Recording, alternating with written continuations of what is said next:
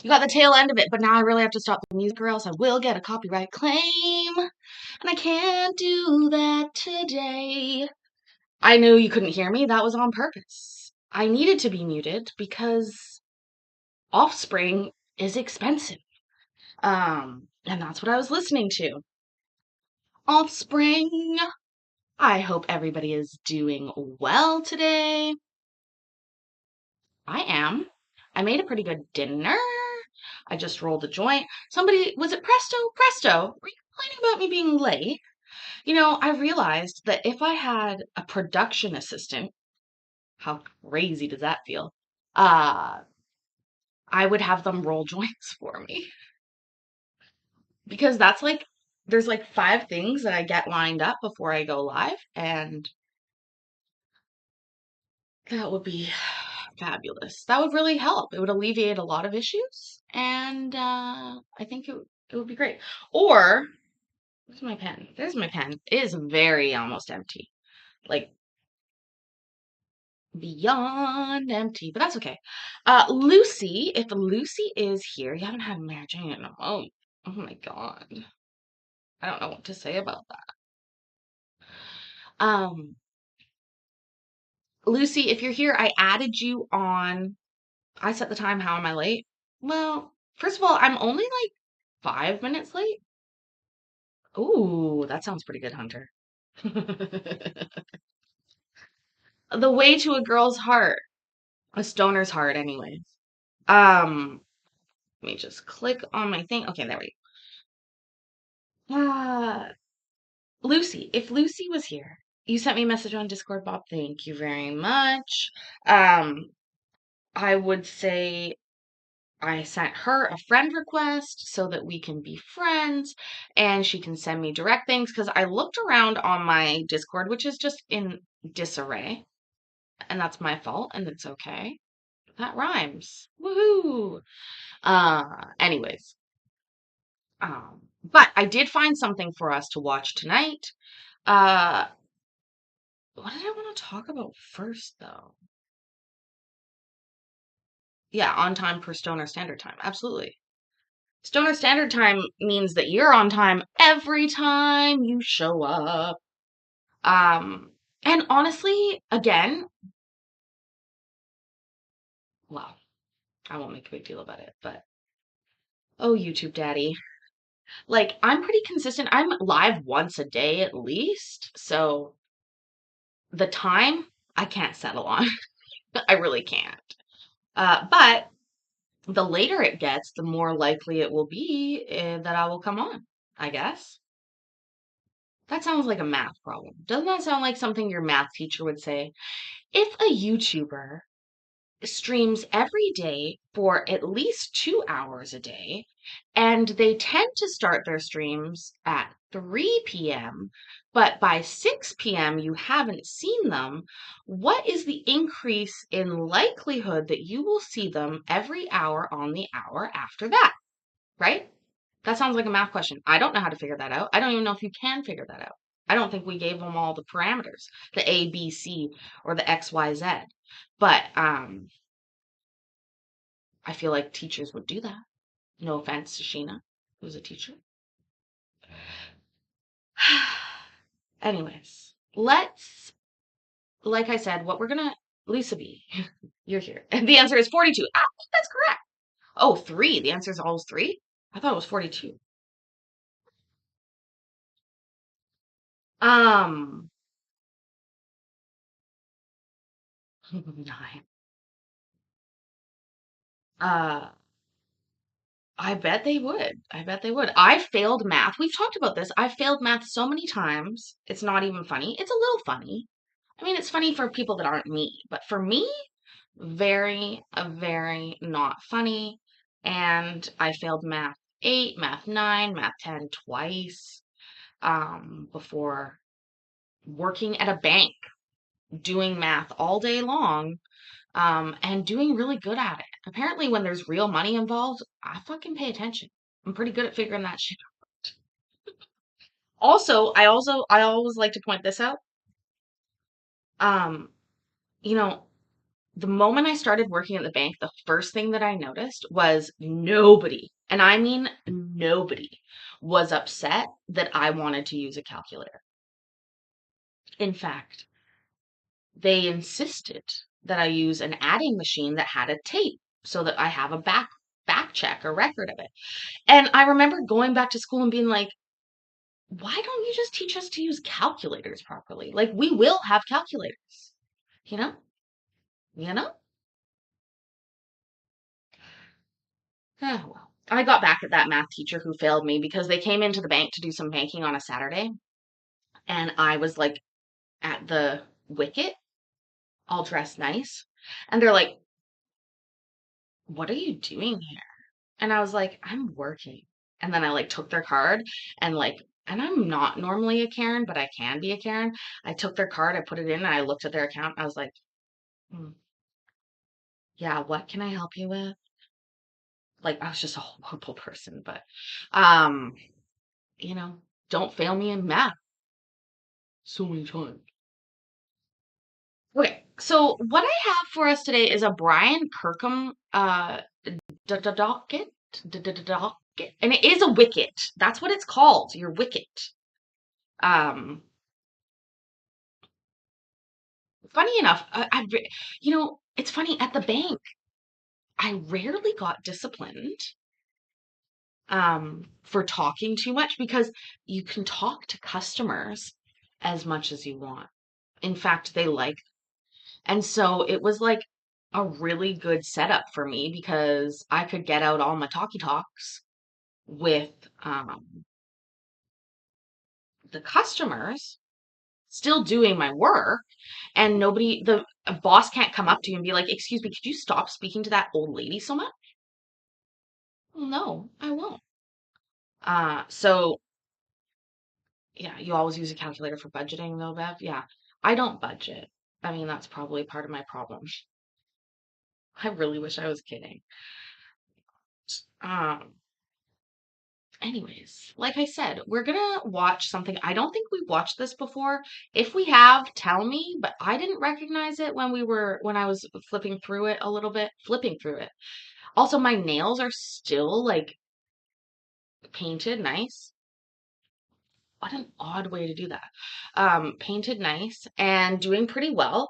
The long pinky nails are still long pinky nails, although they're still tiny. Um, and what else? I think that's all we need to talk about before we get into court. So, like I said, let's light up our joints, enjoy. Oh, duh. First of all, same color, right? I feel like the lipstick literally perfectly matches this cup. And I still like to kiss it because it keeps my drink so warm, so warm, hot, hot. Anyways, this is a Bubba mug, hashtag not a sponsor yet, but it will have coffee. It does have coffee in it. Oh, it's so hot. Now, the way that I test it, oh, 1 a.m. Jedi said, is it a sticky wicket? First of all, in my town, one of the most popular pubs downtown is called the Sticky Wicket. Not funny, you can look it up. Sticky Wicket, Victoria. I've been there many times. They have volleyball courts on the roof, which is sort of cool. Why is that all clunky like that? How warm? It's hot. It's very hot. But yeah, so we have a Sticky Wicket pub here. It's in the Strathcona Hotel, if I'm not mistaken. Hello, Ed. How are you doing? Oh yeah. Forgot. Oh, they also have a dance floor. They have a dance floor there. I've already found out I say pasta wrong. And now every time I say pasta, it does sound, it's read as I am Jedi. That would make more sense. Although 1 a.m. Jedi is also pretty cool. And I think like something that everybody needs, a 1 a.m. Jedi. but I will in future say I am Jedi when I remember. Um, yeah, so pasta, it sounds very aggressive. Also, Amanda, I don't have big boobs. I just want to point that out. They look really big, but in fact, that is an optical illusion.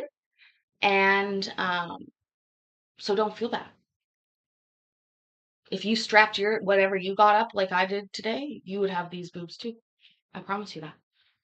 Um, and for a long time, I had like super small boobs, like A cup boobs. But I got fat, and some of that fat went to my boobs. Um, plaza, yeah, a plaza. What would you say? The plaza? Oh, we're off to eat pasta on the plaza. No, we're going to get pasta at the plaza. You want to come? That's how we would say it. Mazda. Yeah, that's how we say it. Mazda. How do you say you know? No, no, nobody's saying Mazda. Nobody is saying Mazda. My dad drives a Mazda 3. My dad drives a Mazda 5. No, no, no, I disagree. It's not that. It's Mazda. A Mazda Miata. I'm going through a midlife crisis, so I bought myself a Mazda Miata because I'm not rich. There you go. Used it in a sentence. Um, I belong in a trailer park, Lisa. Thank you. I'll take that as a fucking compliment. Um, how God saved us a Canadian from the West Coast to pasta like they're from the south of Boston. I did go bacon, bacon. Well, you wouldn't say Bakken. Oh, it's Bakken. I have been to Boston before, but apparently to them, I sound very Canadian in Boston. Uh, pasta, Brooklyn. You can't be serious. You guys cannot park the car in the garage. Park the car in the garage. Park the car in the garage. Yeah. Park the car in the garage. Garage. That's not Boston. No. Park your car. Park your car in the wicked awesome garage. Garage. I can't even say it like they would say it, but park your car in the garage is sort of how I would say it. And here we would never say garage. Garage. Garage. Garage. Garage. Now I don't know how to say it. We would never say that. We would say, "Are you gonna park in the parkade? Did you park in the parkade? What floor are you on in the parkade?" Because it's a parkade. Or a parking. If it's underground, you would say, "Are you gonna park in the underground parking?" But if it's above ground, we would say, "Are you gonna park in the parkade downtown?" You know there's free parking in the parkade for the first hour. Yeah. Um, how would I say driveway or laneway? Uh, we have a few cars in the driveway. We would say driveway. We've got the driveway over there. Hi, Lizette. We're laughing at my parkade like lemonade. Yes, parkade like lemonade. We are hold on. Parkade. How is parkade not well known? Parkade. Parkade. Uh, the only time we would say laneway is very rarely if there is a housing, like row of housing that also in the back has a back entrance. for parking your car. Because some areas, like rich areas, didn't want parking decks. I don't, maybe they're decks. There's many of them. But so it's not in a downtown area. I'm talking about like in a suburban sort of neighborhood, just housings, just houses. And but somehow like some municipalities won't let you park on the street. So they have in the back, they would have a laneway. So I never lived in a place like that, but I went and visited somebody and they would say, "Oh, when you come, can you go to the back lane?" Yeah, they wouldn't say laneway. They'd say, "Go to the back lane and pull down there and you'll see my red BMW. I put it in the garage." That's what they would say. Um, yeah, parkade. Is that not normal? A parking garage might be, but it's not a building. No alleys. We don't have alleys, except for, funny enough, one of the only alleys in our city is actually very famous. It's called Fantan Alley. You can look it up. It's very narrow. You can almost not walk down it. But it's like famous and it's been in lots of movies.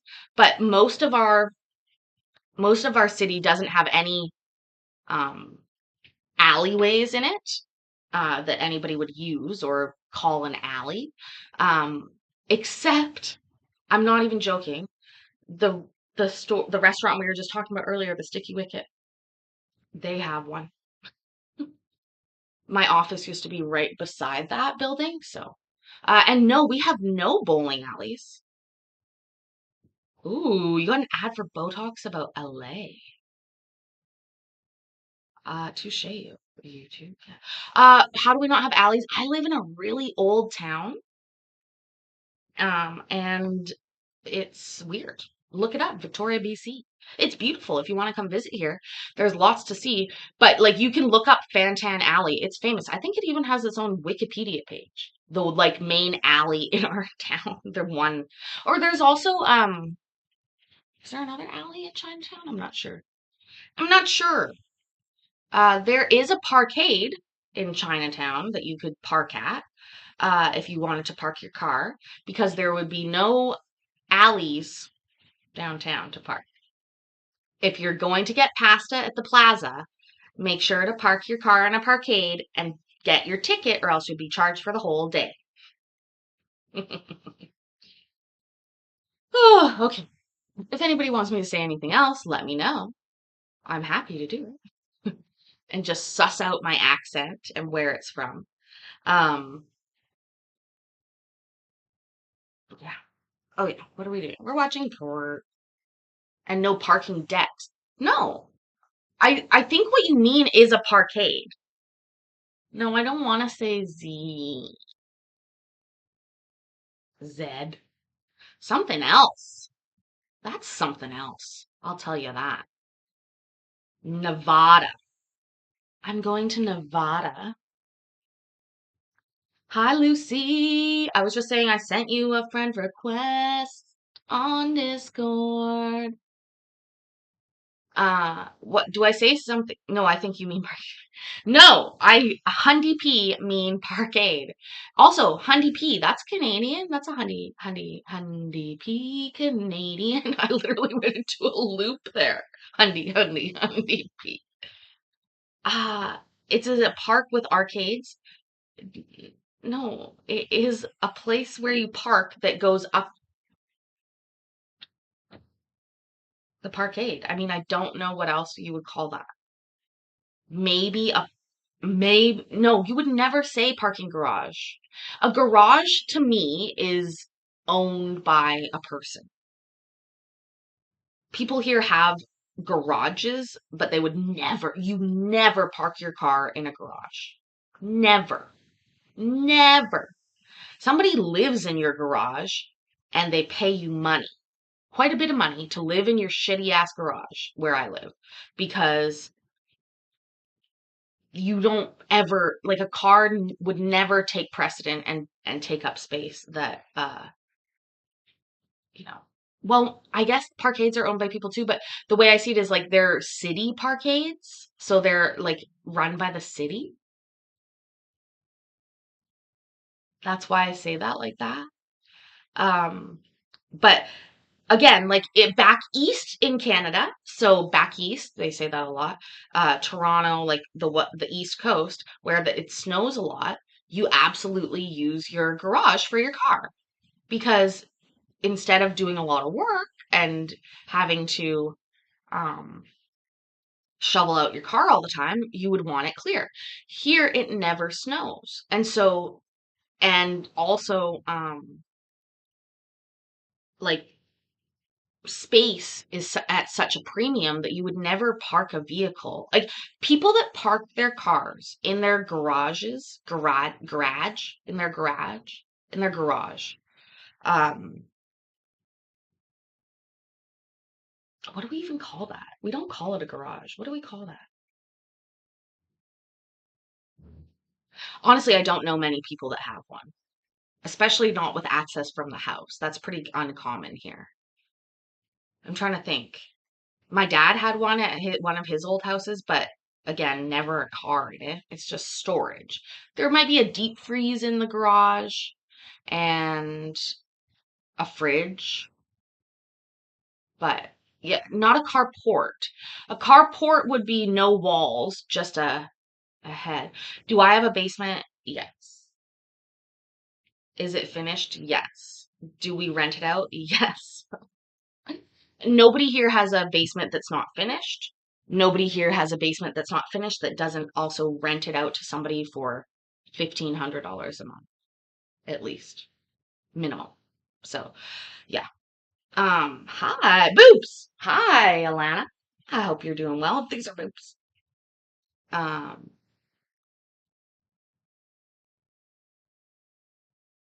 it never snows where I live, Ed. No, I live in the part of Canada where it doesn't snow.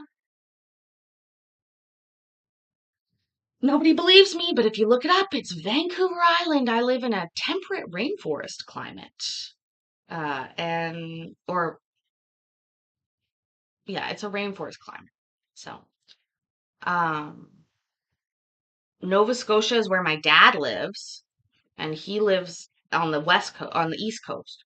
What happened to Lindsay Buziak? Oh, Amanda, I'd love to talk about that. Love to talk about that. Many, many, many. Are we being serious that it might snow? Like, do I actually have to check that? Um, Oh my God, Dana, 1,500 for a 2,400 square foot house. I'm not joking. The room that I'm in right now, I pay $1,250 for the room, not a house, the room. Okay. Uh, and that's cheap. That's like a deal. Hi Jody. Oh yeah, Alana's in Nova Scotia. See, Nova Scotia's great except in the winter when it's fucking cold. Whereas an Alana can vouch, Vancouver Island is the bee's knees in Canada. It is, it's where a lot of people would love to live, but it is extremely expensive. Extremely expensive. And my dad lives in Dartmouth. Dartmouth, and my step grandmother lives in Cape Breton. So, anyways, let's actually watch this court that I pulled up. What did I do? What did I do? I don't think that I've oh, parking's never free here. Toronto's not the East Coast? I'm sorry, it's back east, Alana. When we say back east, we basically mean anything east of the Rockies. East of the Rockies. Because what do I think happened to Lindsay Buziak? I have a lot of thoughts on that subject, but I have to talk about them at the right time, Amanda. If anybody doesn't know, Lindsay Buziak is a unsolved murder case that happened, I don't know, within miles of me where I am right now. Um, and it's a very small town that I live in. Even though it feels big, like people would think, oh, it's a huge island or whatever. Victoria is a very small town, very small town. You're looking pretty good, girl, when you back that east up, right? A lot. Um, it was, I believe so too. I absolutely believe that. I do. Okay, here's my quick rundown. I think that they were money laundering via housing, the real estate agents. They were using money launder, like buying houses, buying them in cash to um, money launder. And that she found out about it. And then his mom ordered that, allegedly, in my opinion. And that's what happened. Um, but let's get going. Lucy, I just saw that message. Perfection. Let's go ahead. What we're gonna do. Oh, also, which unicorn, Sashina? Uh,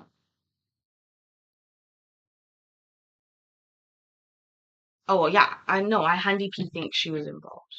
Yes, allegedly, in my opinion.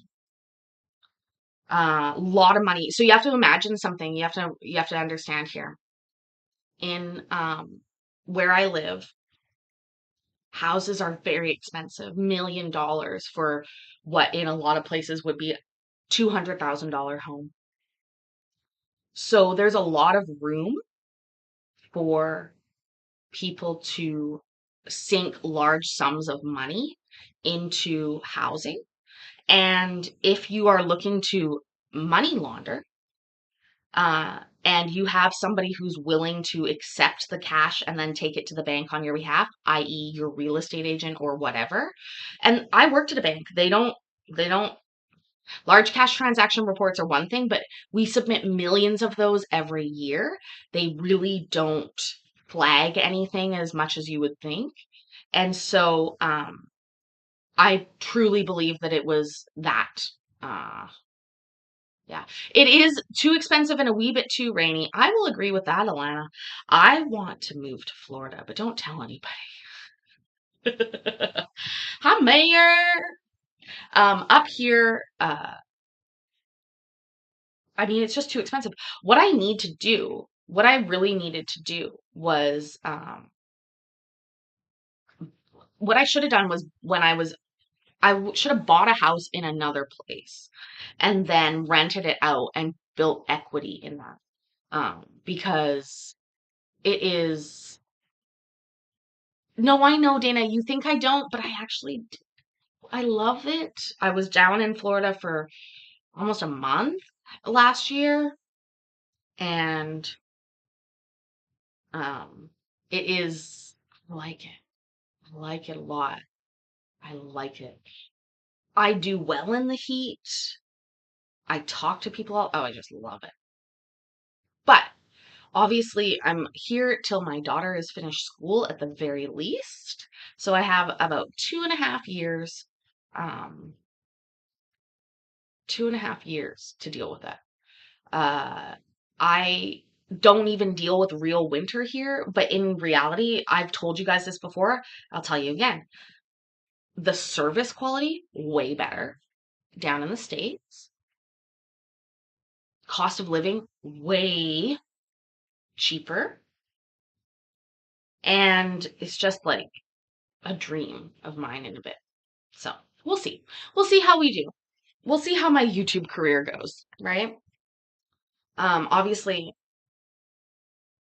I'm allowed to stay in the United States for 180 days of the year without paying taxes there and without losing my health care. Yeah, Ed, did you look it up? Vancouver Island is huge. It's a giant island, but I live on the very, very, very southern tip of the island, which is, yes, a humble brag. Um,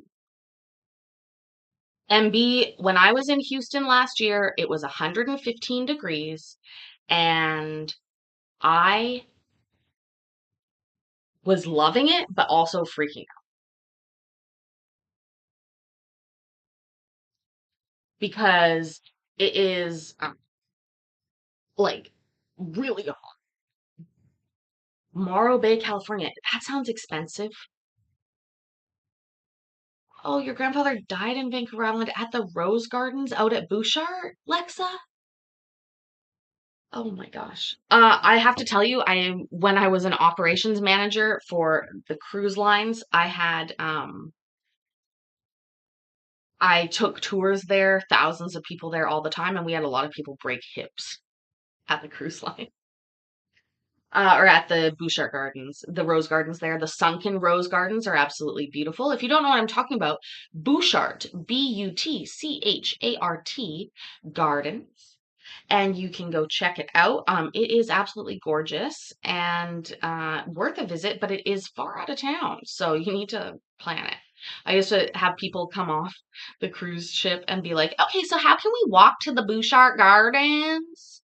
And I'd be like, "Oh, well, let me show you." And I'd pull out the map and I'd like spread the whole map out. I'd be like, "Okay, well, we're right here, and the gardens are over here." And I'd point off the map, and they'd be like, "Oh, what?" I'm like, "Yeah." Anyways, at the top of the flight of stairs, he turned around, and by the time he felt his buddy was gone. Oh my goodness. That does make sense, though. It is a gorgeous place, and they would have helped him immediately, I'll say that, or tried to.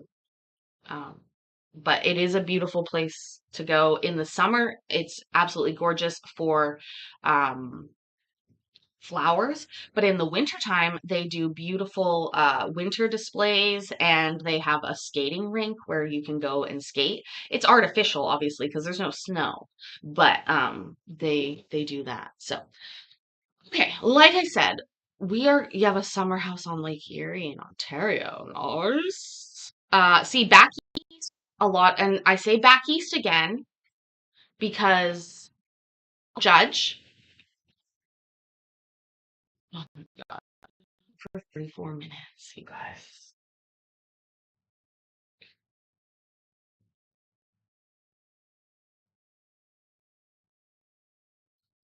Like sometimes I think, why can't you get a lot of traction pace?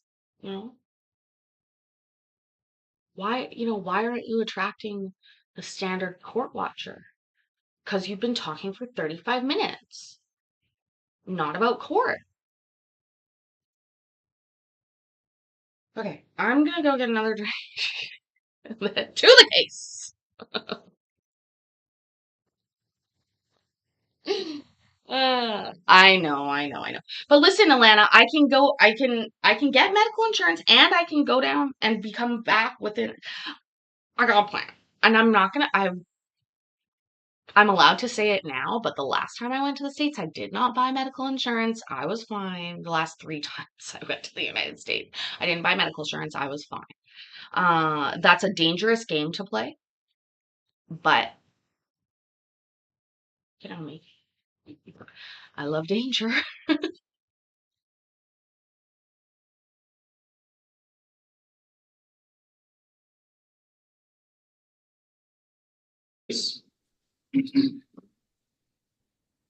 The 37th Circuit Court is now in session with the Honorable Brian K. Kirkham presiding. It is Friday, January 19th, 2024 at 8:29 a.m. Good morning, Mr. Chapman. Good morning, Your Honor. You can proceed whenever you're ready. Thank you. Before the court is Mariano House of case 142817DS. Mr. House is here today after failing to appear before this court on October 18th, 2023. Bond is currently set at $2,166. This is the fifth bench warrant. He does report employment, however, I'm unable to read what it says. The last payment made on this account was in September of 2023. For the record, that was a $300 bond forfeiture. And also for the record, there have been two other bond forfeitures paid. Okay, also, that's not an attorney. That guy right there is just the I don't know. He's like the child support guy for this court. He's not an attorney. Um, he is very nice and got a relaxing voice, but he is not the attorney. Also, does my hair look short? It almost looks like I planned this. Like I can almost okay, give me a minute. I'm gonna get my hair perfect. During 2023 for a total of over $1,500. Those were the only payments made during 2023. Front of the court recommends that a reasonable bond be set in this matter and it be scheduled for hearing on January 31st, 2024 at 8:00 a.m. before this court. Mr. House, you're before the court charged with civil contempt of court due to your failure to appear at a prior hearing as a result of your failure to pay child support. Purpose of this hearing is to set a bond that would assure your attendance at the next hearing on January 31st, 2024 at 8:00 a.m. You will get notice of that in writing. Are you able to post a bond, sir? Right now I'm waiting to get a bond for my other, so I'm really just figuring out what all can I do for my mother to help me out. Okay. And my job, sir, is Ralph and Moyle. It's an internship for a CDL Class A. I'm sorry if my handwriting was chicken crap. Okay. Well, court does note that, again, that you've had 5 prior bench warrants in this matter. So, of course, taking that into consideration. But you did pay back in September, so I'm taking all of that into consideration. What I'm going to do, court's going to reduce your bond in hopes that you could be released. I'm going to set your bond in the amount of $500. If you're able to post that, you'd be able to be released. Do you have any questions? No, sir, I appreciate you. Okay, thank you. Have a good day, sir. Hope you have a good day.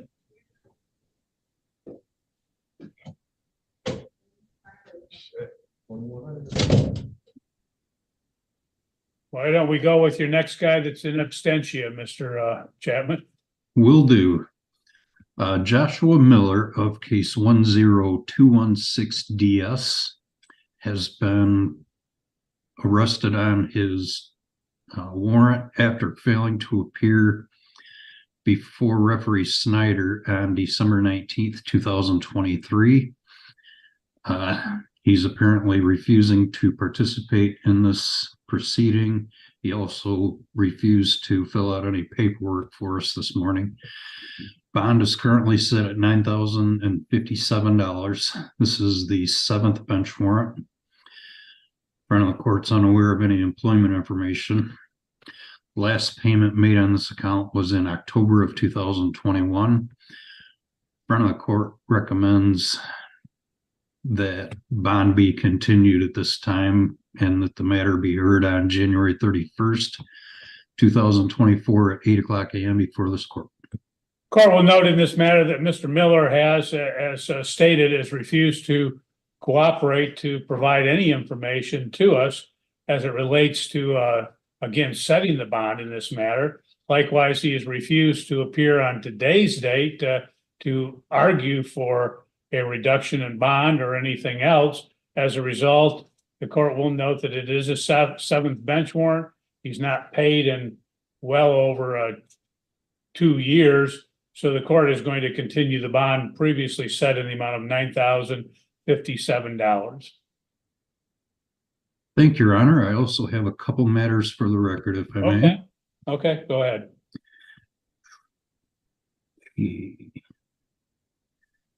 2022 887 DM Jeffrey Smith failed to appear before the domestic relations referee. Front of the court requests that a bench warrant issue in this matter pursuant to statute. Court would enter a bench warrant for Mr. Smith as a result of his failure to appear at his referee hearing in this case. The court will set his bond in the amount of 25% of the outstanding arrears or $500, whichever is greater, and further will assess court costs of $150. And then case number 211913. I apologize, I don't have the suffix or the name for this case. It's Adam Ortwell, Jeff. Thank you, Jesus. let's see.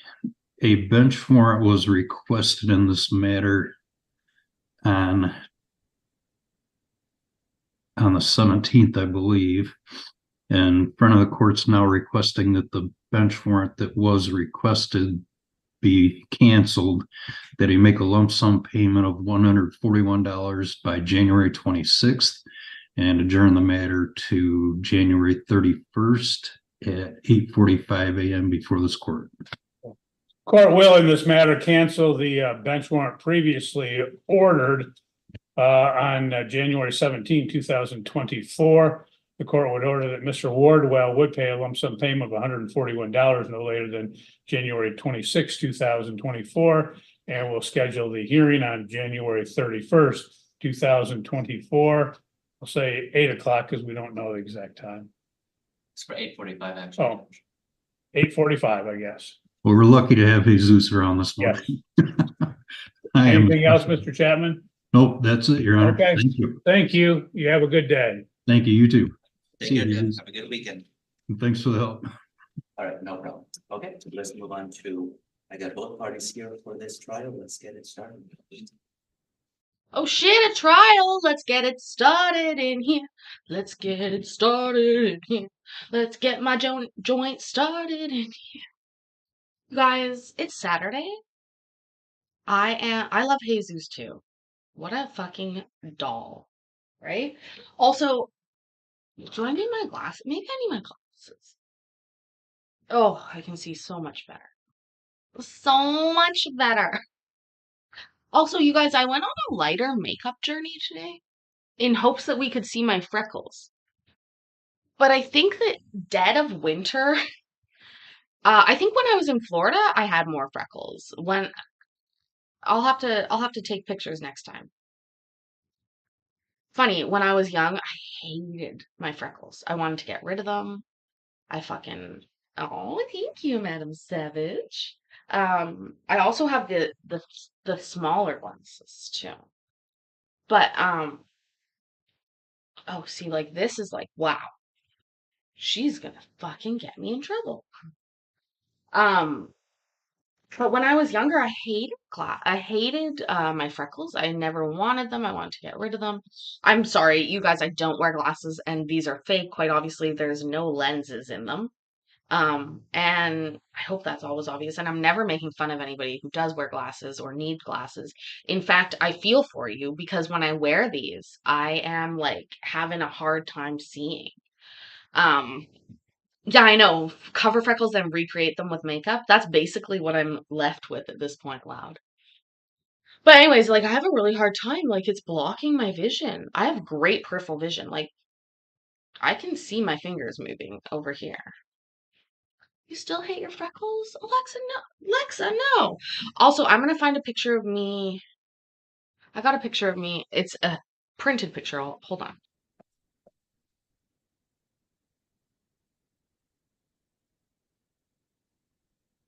Please unmute both of you. We are ready for your trial.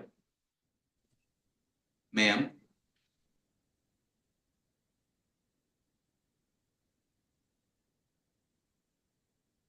Ms. Ventana. Hello. Hello.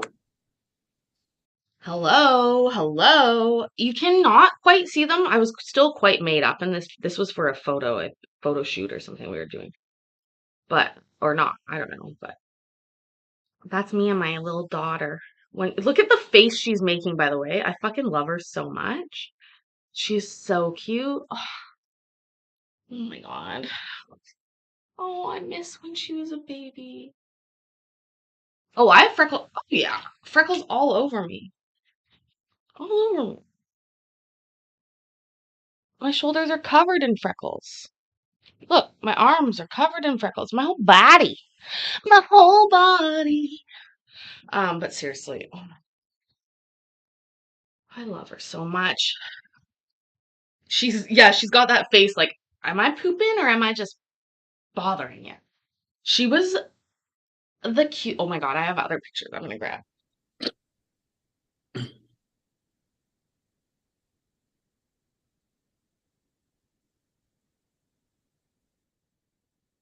Wait, We lost.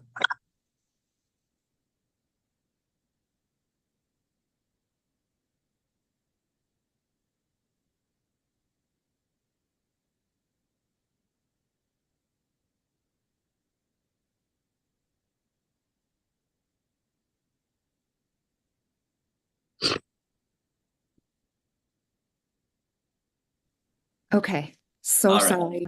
In every picture she's giving, yeah, basically we should, Ed. But no, we're gonna finish watching this. But in every picture she's giving me this look of like, why is this bitch taking my picture yet again? Like, why? I was so happy though. So happy. I loved having a baby. My cute little baby. Look at her. Oh my God. Oh, she's gorgeous. Oh, she was so pretty. Oh, I love you. Actually, hack. Here's a great hack. If you love your baby, who's now 15 and doesn't look like this at all, um, she's still beautiful, let's be clear. But she is like if you love seeing babies, I had a job once where I set my background screen to a rotating folder of baby photos. I was happy all the time.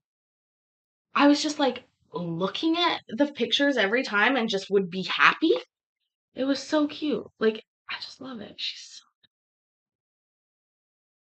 cool. You like the smaller glasses? Love it. Okay, let's watch some fucking Court Paisley. Can you just fucking press the button? It just That's does fine. that when I go in the waiting room. I don't know why. Yeah, anyway, we're ready. So now this is case 2023-2017 DM. Chelsea Van Tattenhove versus Brian Van Tattenhove. Okay, Van Tattenhove? That's quite the name. That is quite the name. Oh my God, my daughter had so much hair when she was born. So much hair when she was born. In fact, and her dad is bald, and I remember yelling a joke out about it in the middle of the delivery room. They're like, "Oh my God, your baby is here! She's here! She's so beautiful! Look at all her hair! Oh, she's got so much hair!" And then I like looked at her, and I looked up, and I was like, "Not like her dad!" And everyone was like, "Uh." And then I just sort of laughed, and I was like, "I just pushed the baby out! I got a free pass!" Is Friday, January 19th, 2024 at 8:37 a.m. Good morning to both of you. This is the time and place set for the trial in this matter, and I've been informed previously that all the child-related matters had been agreed upon. Is that correct, Ms. Van Tattenhove? Yes. And sir, is that correct? Yes. So the only issues we have is, again, issues of property and indebtedness. Correct? Yes. Yes. Okay. Ma'am, because you are the plaintiff, then you would go first in this particular case. And what happens is what we're going to do is you have a right to make an opening statement if you wish to do so, or you can waive your opening statement and then just testify. That's up to you. What would you like to do, ma'am? Yeah, I prepared a short statement if I could please Okay. read it. Go ahead. A few paragraphs, so I'll get started. Your Honor, I asked Okay, I already am getting a very Karen vibe here. Whoa, Vicky, did you just say you had a head full of hair and weighed 10 pounds, 10 ounces? Oh, F in the chat for Vicky's mom. F in the chat for Vicky's mom. That's insane. My daughter was 7 pounds, 13 ounces. And when she was born, I swear to God, there was nothing. Like, here's the thing. Here we go. Saul Goodman. And Saul is drunk. Oh, welcome, Saul. Tanya's here.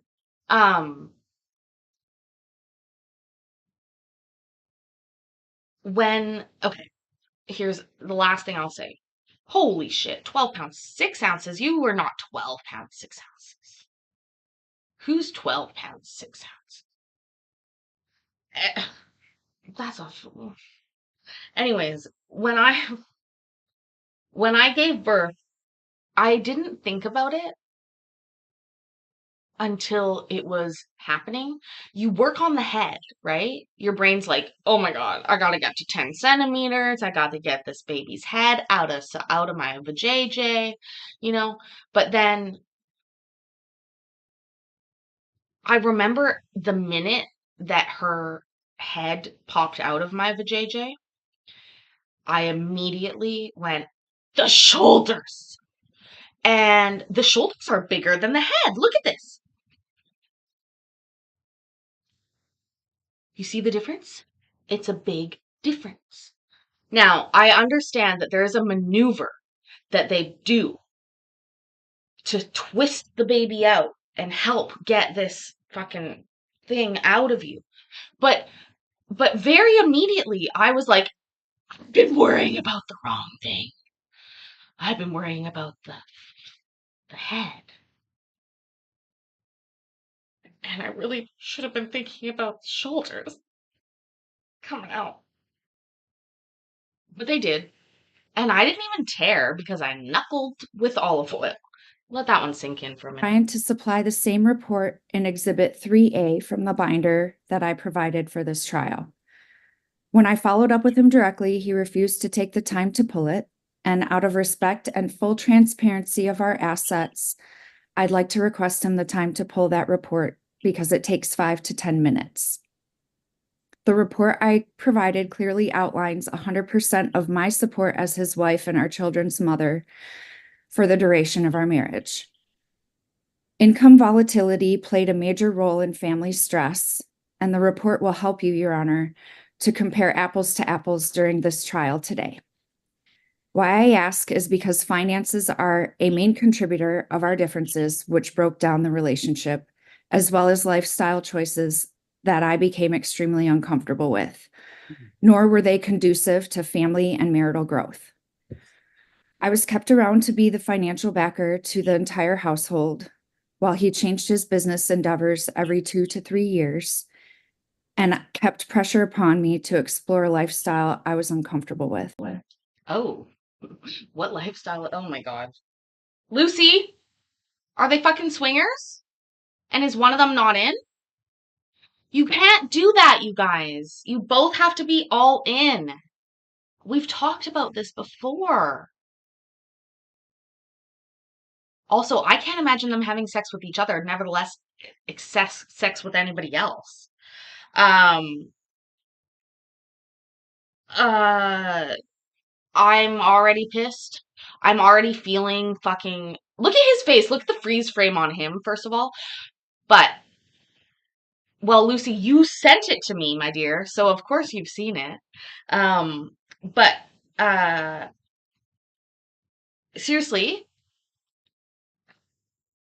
we've talked about this before. I've lived a BDSM lifestyle 24/7, aka I wore a literal locked on collar on my neck, heavy metal,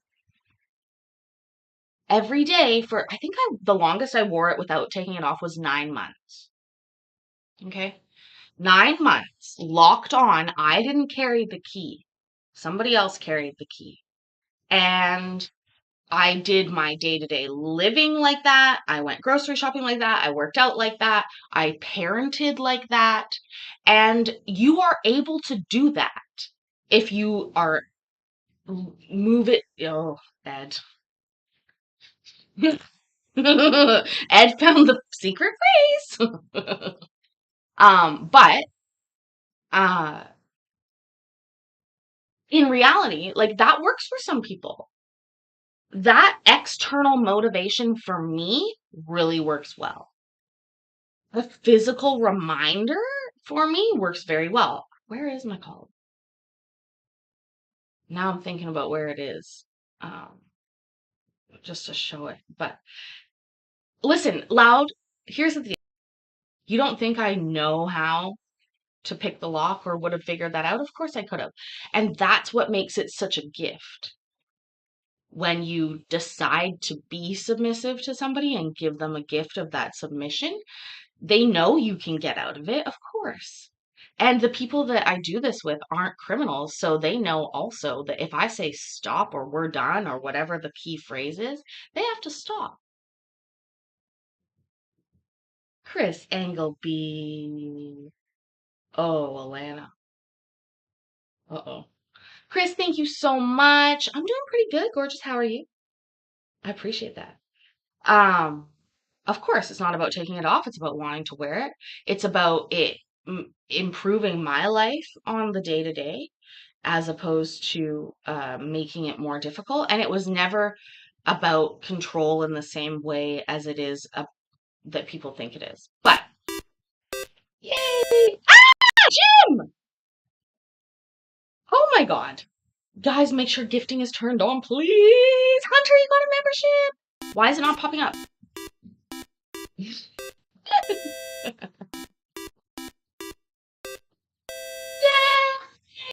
Jim! Thank you so much. Juan made it back. Oh my goodness. Oh my goodness. That's awesome. Thank you so much, Jim. Thank you so much, Chris Engleby. Guys, that's a great reminder. Turn on gifting because we have amazing people here that love to see me dance like this. This is barely dancing. Anyways, where is the caller?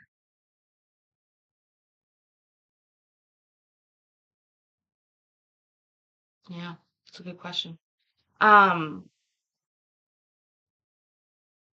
Again, the other thing to think about with a collar is that it's a ring. It's a big ring, but it's a ring. And so it is oh, you can't buy one either? That's crazy, Ed.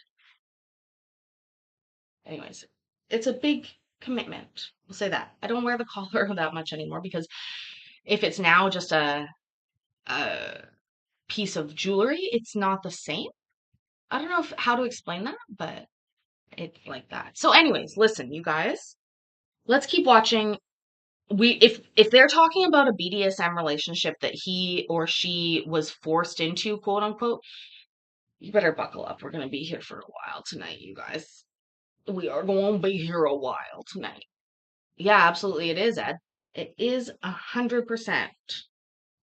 And yeah, I'm sure if I can't find the collar, I can find a picture of me wearing the collar that is appropriate to post. The SSA report from the Social Security Administration shows a holistic snapshot to the cycles of pressure placed solely on one partner. Say, I felt very sawed. Wow.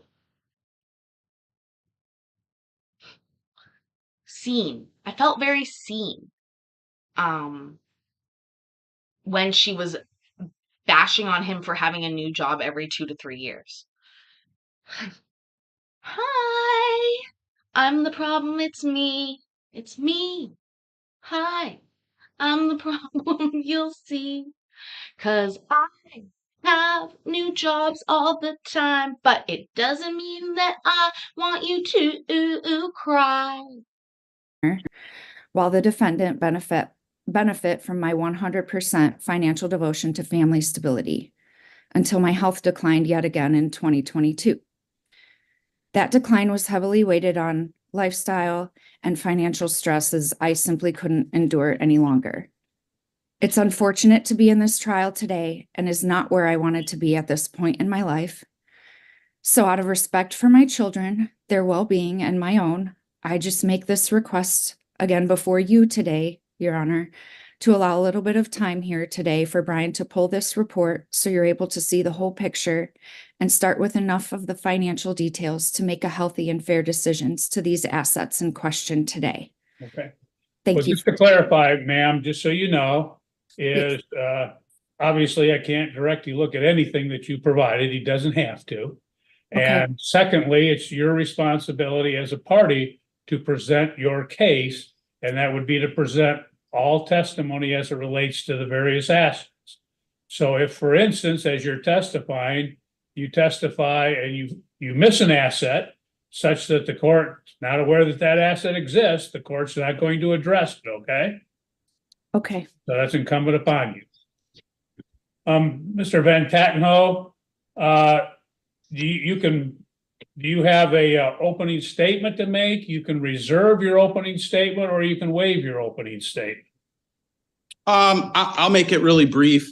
Okay, go Throughout ahead. this whole process, I tried to convey the precedent and law in Michigan that all assets that are combined during a marriage, typically in the state of Michigan, are divided 50-50.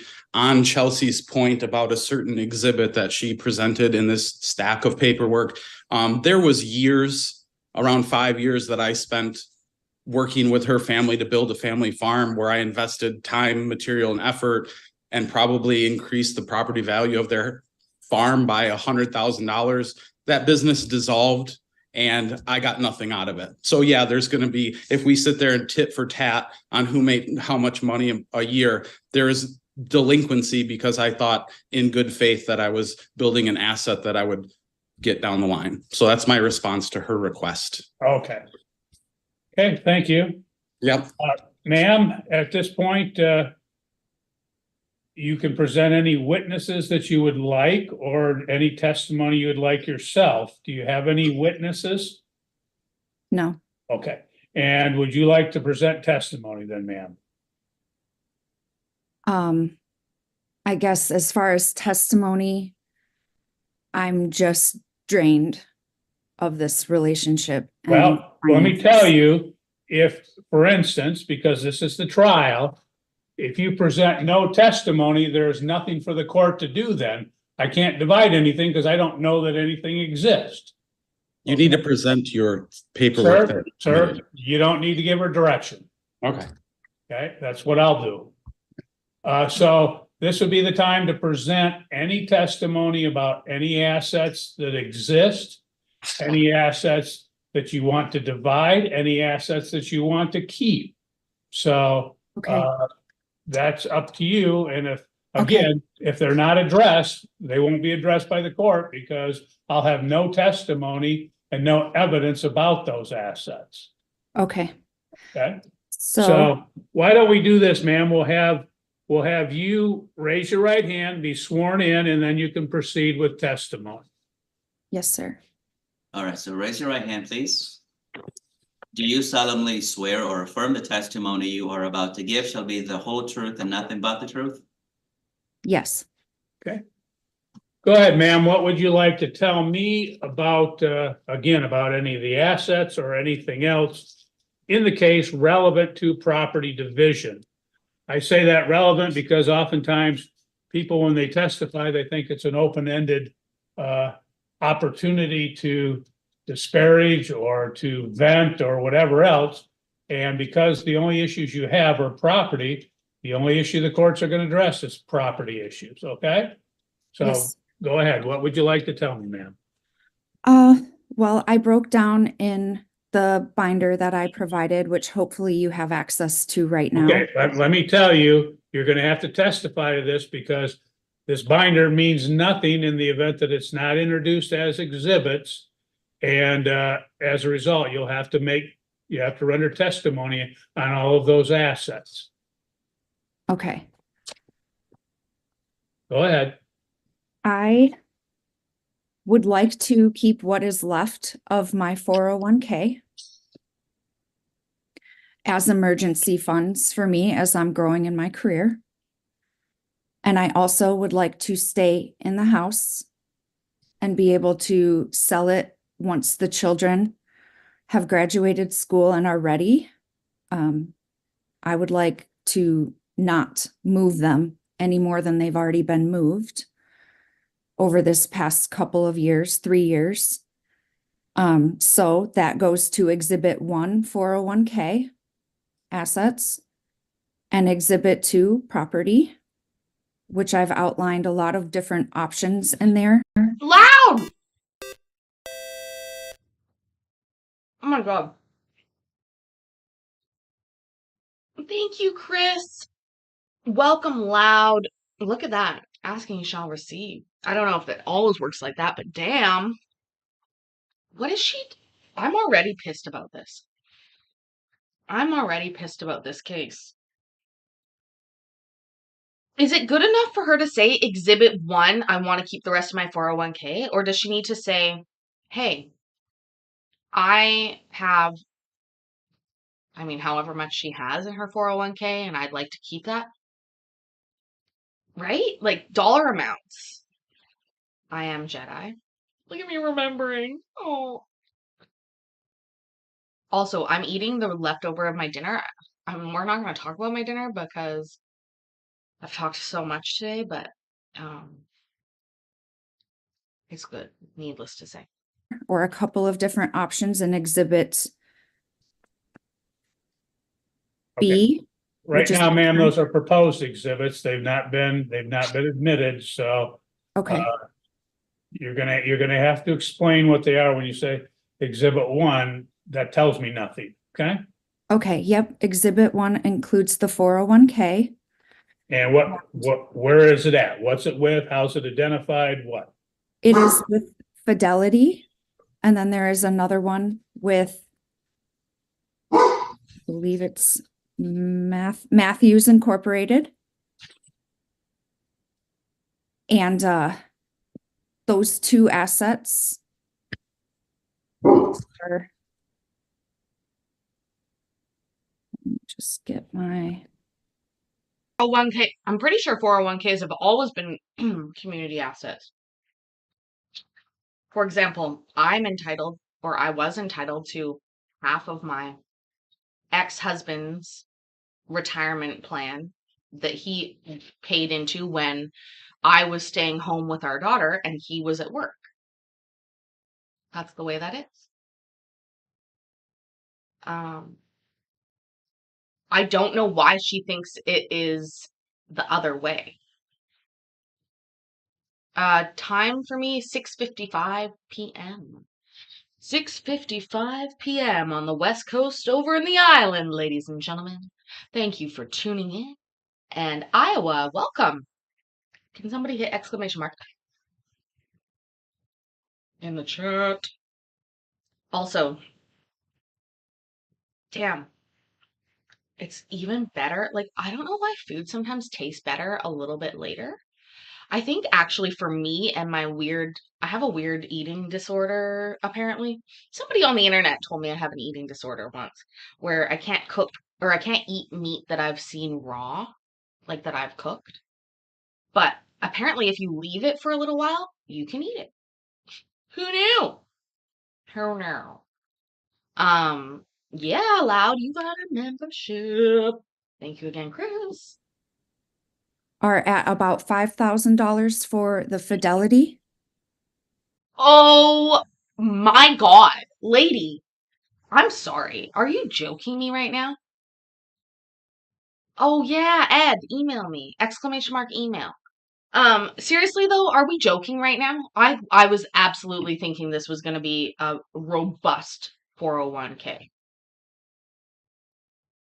$5,000?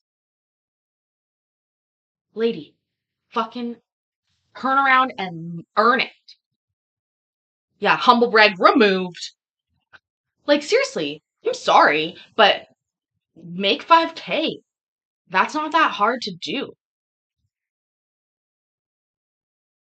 Like this is sad. How much money did you spend making your binder?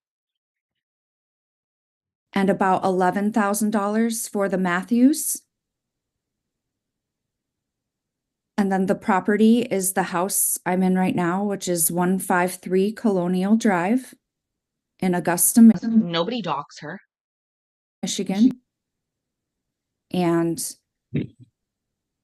I would just like to assume and continue to keep making the mortgage payments each month. And at the time of sale, we'll be more than willing to give him half of the equity once that's a good time to do.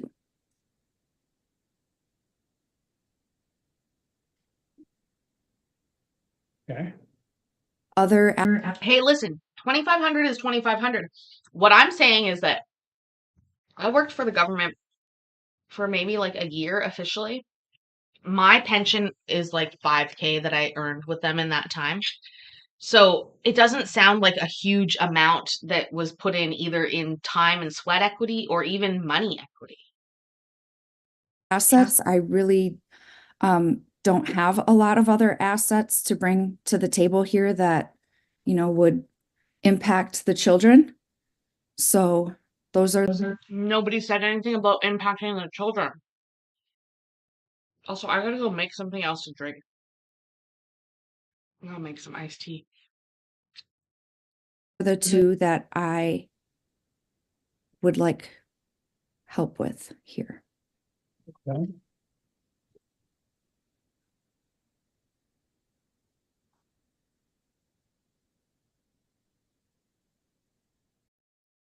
Do I look like her? She certainly has a frowny face. I apologize. And I feel bad for her because I'll tell you the truth. I have to smile. The Long Island kind, Alana, maybe? Maybe a little bit? No. No, really, the Nestea kind. um, like I gotta make it from frozen concentrate because we don't have any other juice. But seriously, what is going on here? I get it. Like I always look sort of bitchy, unapproachable. But when I smile, I look a lot more approachable. It's amazing. I actually look happy. Can you believe that? She needs to, I don't know what kind of equity they have in their house, but you can't just say, oh, when the kids are done. That's too long. That is too long. Also, the only reason that my ex-husband ended up needing to finalize our divorce is so that he could go on a new mortgage with his new. Are they married yet? They might be married. I don't know. I don't care. I'm happy for him, but my ex-husband's getting married this year, and him and his new wife to be on a loan together, like I'm a liability to them for him to still be married to me. So the bank basically was like, yeah, you're gonna have to get divorced first. So that's why he was pushing for our divorce so much, even though it was like years and we really didn't have any assets. It's just the liability of me being married to him.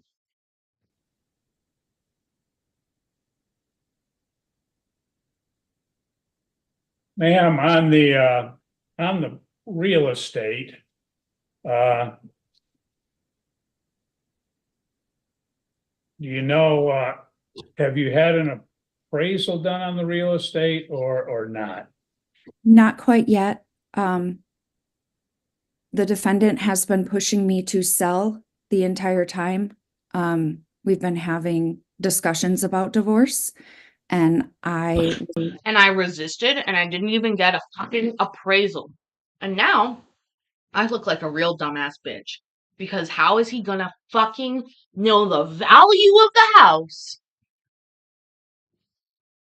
was adamant that it would be a further financial disruption and also debt on my part going forward, with increased interest rates,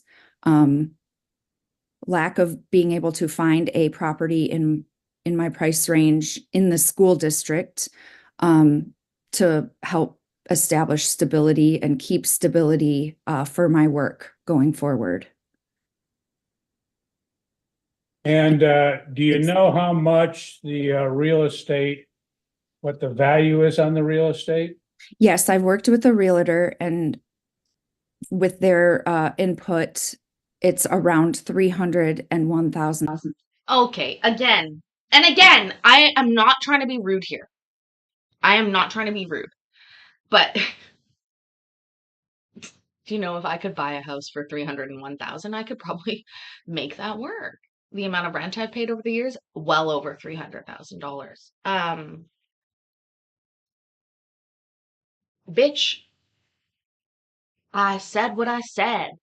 You're gonna need to figure it out. Time night, welcome. Billy's here too. Dollars as is, 301? yes, $301,000 for an estimated value right now. And in this matter, do you know the amount of the mortgage or other liens against the property. Yes, that is at 209,000 as far as the debt still owed on the mortgage. Okay. So you have approximately a $92,000 equity. Correct.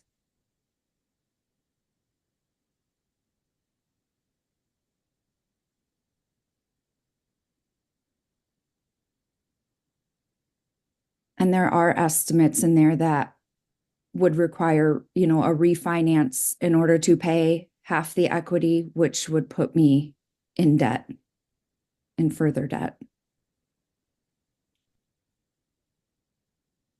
Well, that's unfortunate, but I will tell you, oftentimes, as a result of divorce, people do end up going into debt, and that's an unfortunate circumstance, but it does exist. Ma'am, is there any other assets that we need to address? I did have our couches written in Okay, as just something. personal. Do you have any, are there any vehicles that we have to address? No, we've agreed to continue the. So she basically wants him to take no money in this divorce and then down the road later deal with it. Oh, you're in Camel River. That's on the island, ladies and gentlemen. Way up island. Way far away from me on this island in the Pacific. The way we are with our vehicles, you know, separate. Okay. Sir, I just guess ask you at this point if that's correct. You agreed that presumably what she's saying is that she keeps her vehicle, you keep your vehicle. Is that correct? You're muted. You have to unmute, sir.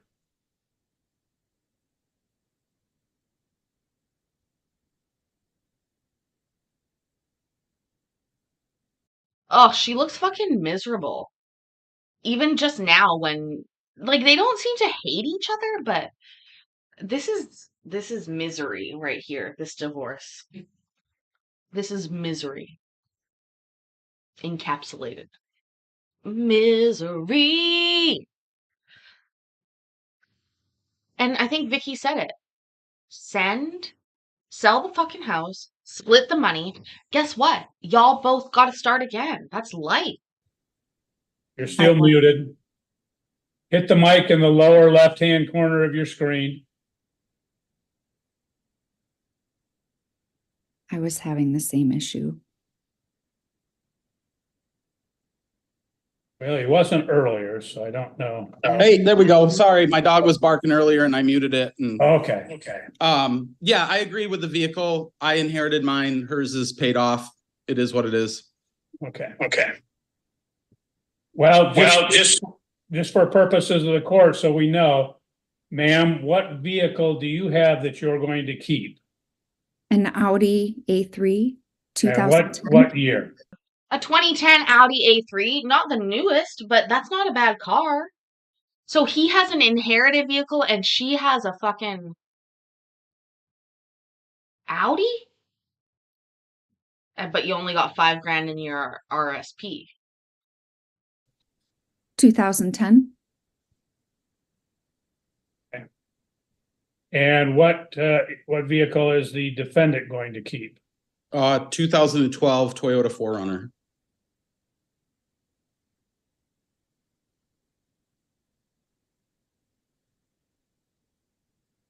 Okay.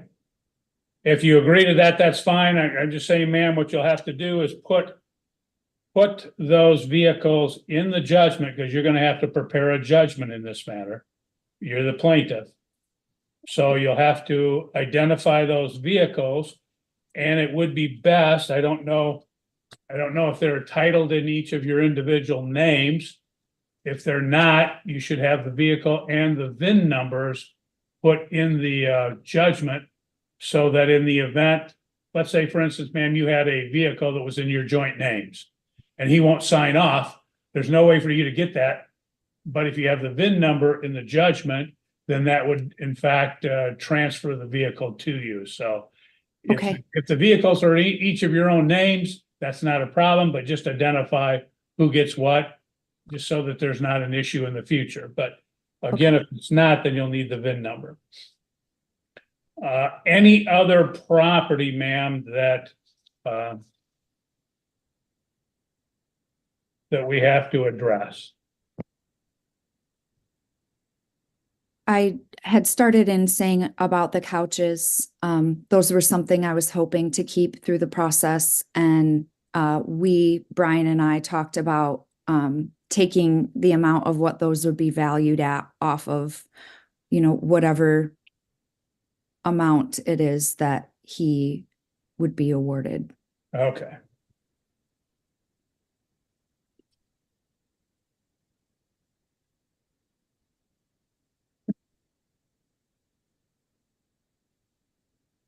Are there any other that you're aware of, ma'am? Are there any bank accounts that the court needs to divide? No, I do not want to divide any of his assets into mine, if that's, You don't get a choice, dumbass.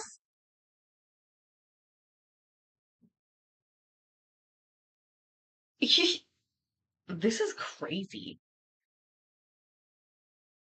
Jesus Christ. I think I'm gonna get another plate of food and a drink. the basis of the question. I'm not asking for anything from him.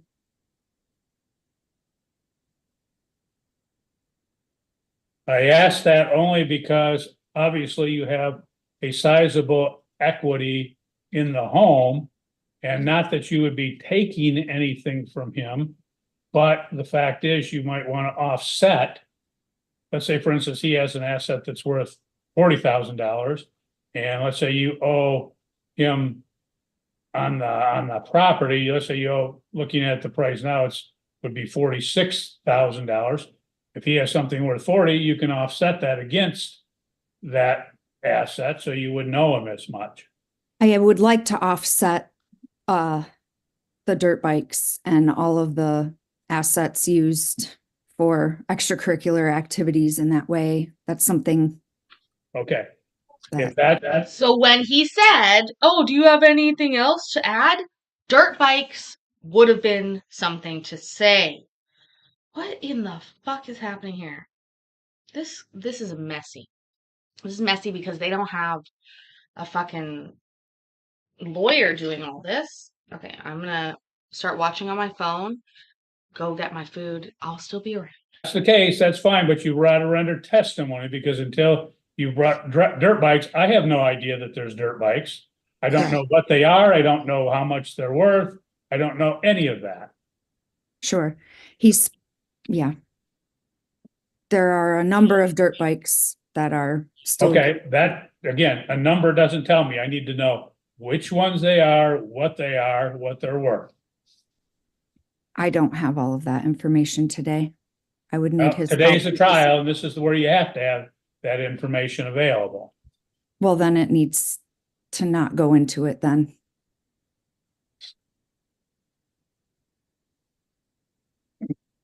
Okay.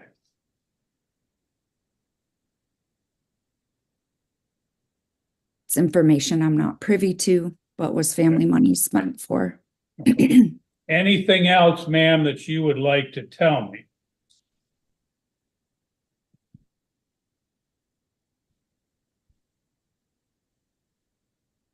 Other than what I already came up with in the very beginning with that short statement I made.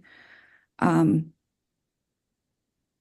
just looking out for the well-being of my children and to not incur any additional emotional stress on them from our separation and divorce. So I'm asking and coming to the court, for a fair split.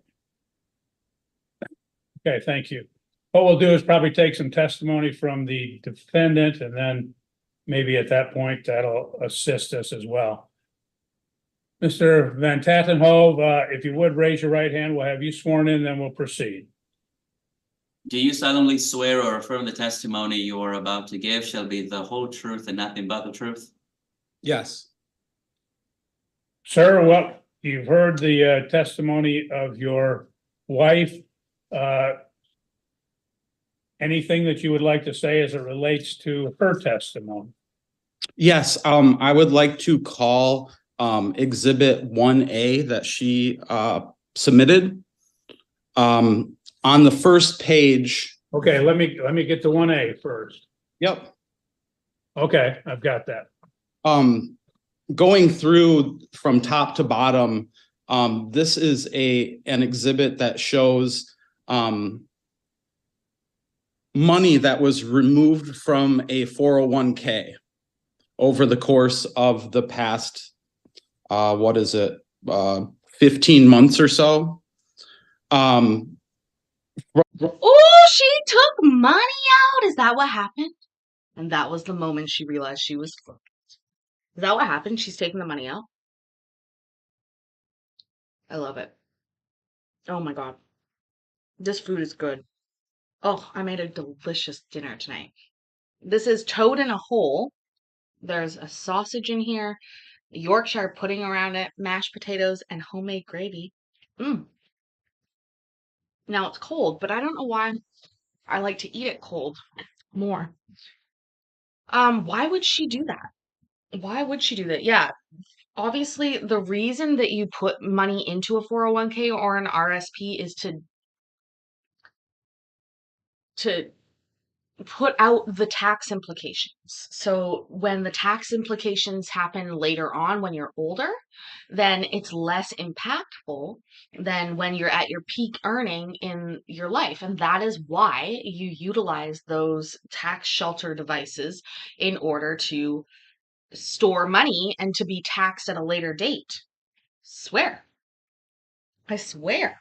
From what I gathered out of this paperwork is that at one time there was nearly, I think $74,000 in one account. And to what I can pull out of this, because I haven't been privy to any of this information, was somewhere in the neighborhood of $100,000 total in 401k. And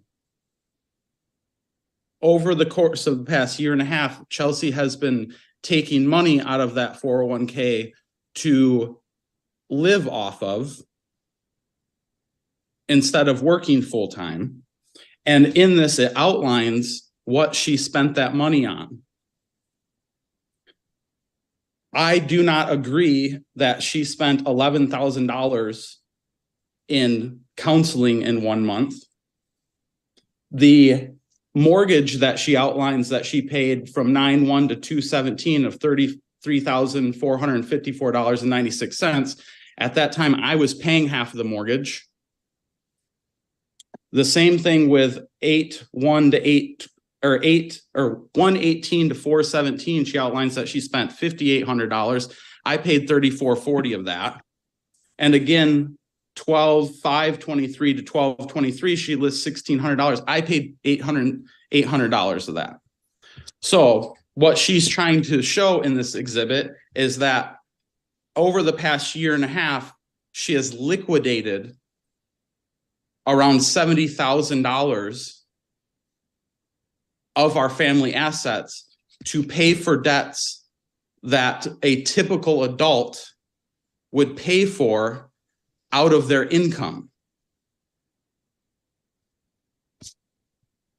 That leads me to Exhibit 3A that she supplied and asked for me to supply.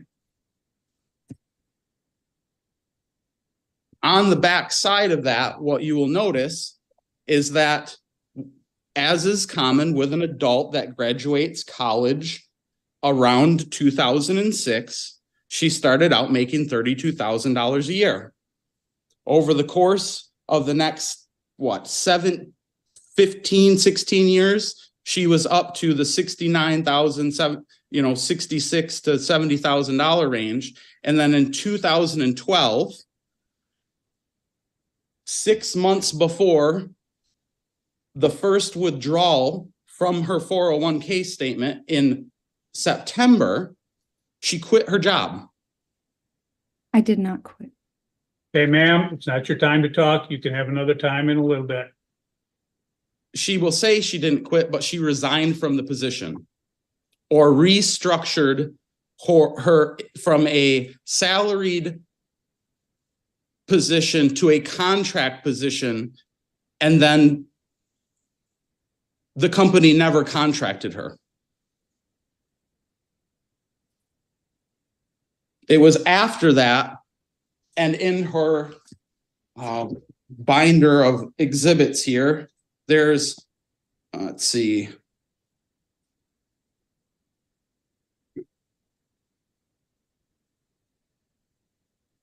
Let's see, Exhibit 3.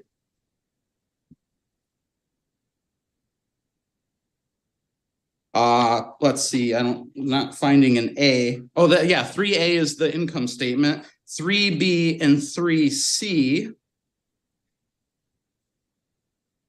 She is showing letters of intent of employment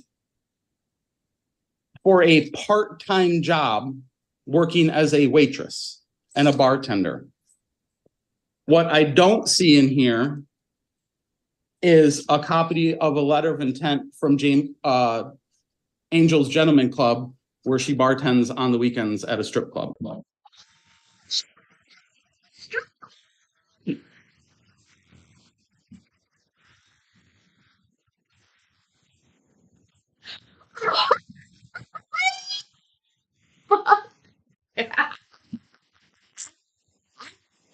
With that face?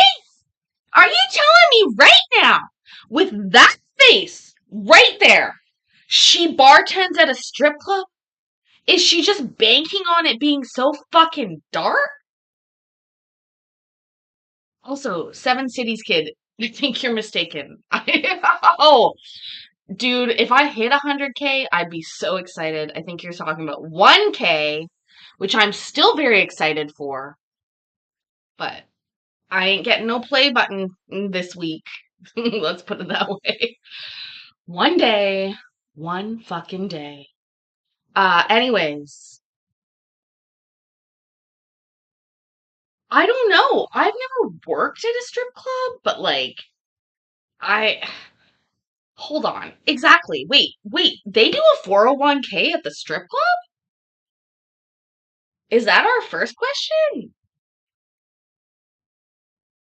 Look at how dour she looks. Her face is dour. I'm pretty sure that's the exact correct term to use. I'm gonna look it up. Dour. Relentlessly severe, stern, or gloomy in manner of appearance. Yeah.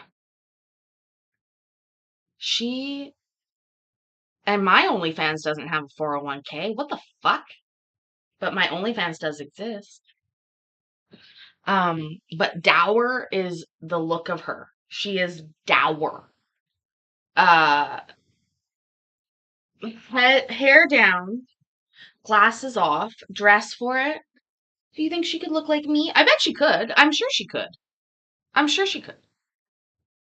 But, oh, that's okay. 100K next month. I wish Seven Cities kid. Yes, we did hit 1,000. We're excited about that.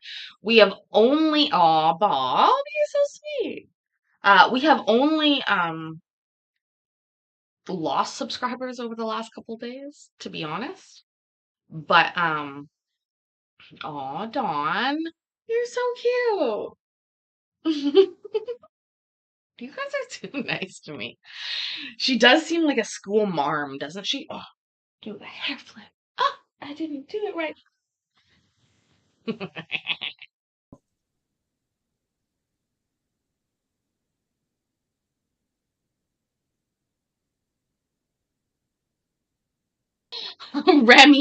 Remy says she has a face that will not distract from the entertainment. Perhaps that's what they look for? Oh, and maybe I need to become a bartender. You guys, I'm not joking about that. Just one day. Just for a little while. I've never worked in service though, and I don't pretend to think it's easy. It's not. It's super hard. So I don't even think I could do it. I really don't. I mean, the name of the club was Angels Gentlemen Club, wasn't it?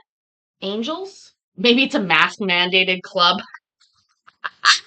That's funny. Lisa B. Let's go back and hear him say it again. Don't see in here is a copy of a letter of intent from Angels Gentlemen Club, where she bartends on the weekends at a strip club.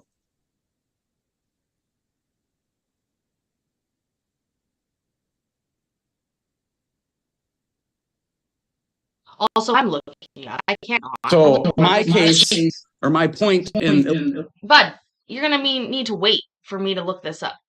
I'm gonna be looking up Angels Gentlemen Club here for 1 second. Where this is in Michigan.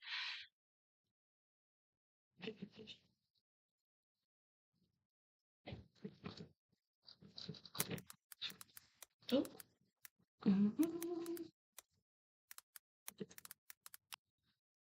How did she get that job?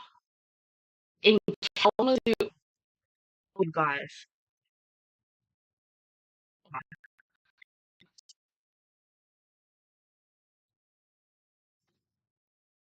Look at the pictures.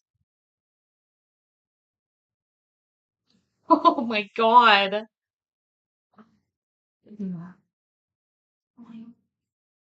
Oh my god.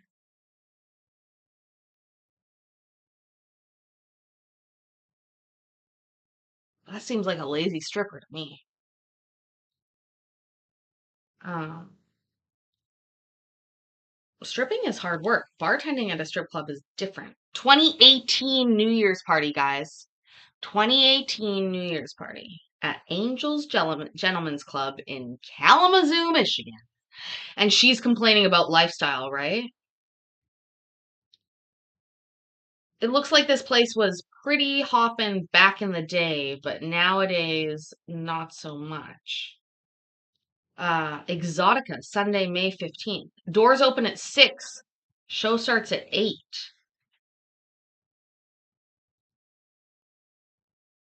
And that is her workplace, by the way. That is the bar. Is that her? No. Be realistic, Paisley. Oh, Halloween party. Wow. Wow. And let's just look at the street view.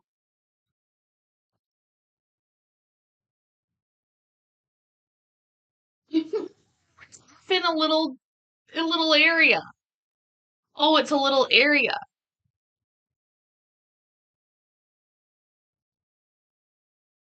That is oh, that don't look like Jehovah Church. Wait, we got there. What does it say? Show now hiring. It says now hiring. Oh my god. That's what it says. Now hiring. Hiring waitresses.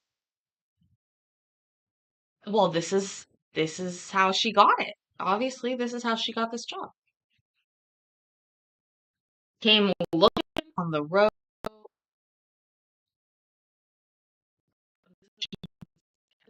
Sit in the middle of nowhere. Let's go down the road a little bit. We're gonna go down. This is dangerous. What is going on here? What's the next thing?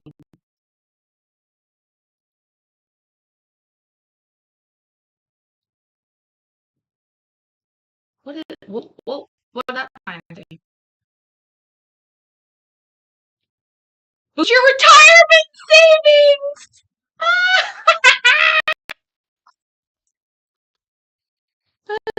Fuck, this must be. Oh, I might sound rude and racist. In Canada, if you are seeing um, signs like that, it is on a native reservation. It's pretty much the only people that sell land to do that. I'm not trying to be racist again. I would immediately assume if you see big billboards, you're on a native land. Anyways, that's enough of that. Let's go back to this. Illustrating those documents is that the income that our family was accustomed to was purposely removed. And over the course of the past year and a half, $70,000, because she shows in 1A what she spent the money on, but that's for the money that she received. That's not for the totality of the amount taken out of the 401k because they nicked her in taxes. So from what I can tell, there's $70,000 that were vacated out of the 401k to pay for common expenses that an adult would pay for. Alana, the ads are just so that I don't have to go work at the strip club anymore. I appreciate you dealing with them. They are set to go once every 30 minutes, just so y'all know. Once every 30 minutes.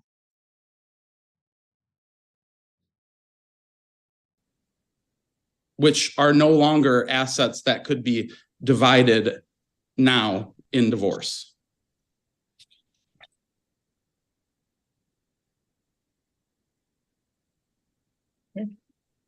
I will go to the documents that I supplied to the court.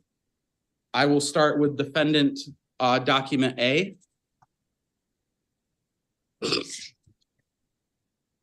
This outlines my debts as they sit today, which is somewhere, let's see, 28,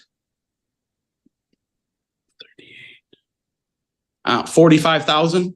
I mean, I commonly use my phone as a calculator, but I'm on a Zoom call. So I'm just going to say that's around 45,000 that I still hold in debt. I don't believe Chelsea has any more personal debt because to my knowledge, she used the 401k to wipe out her credit cards and personal loans.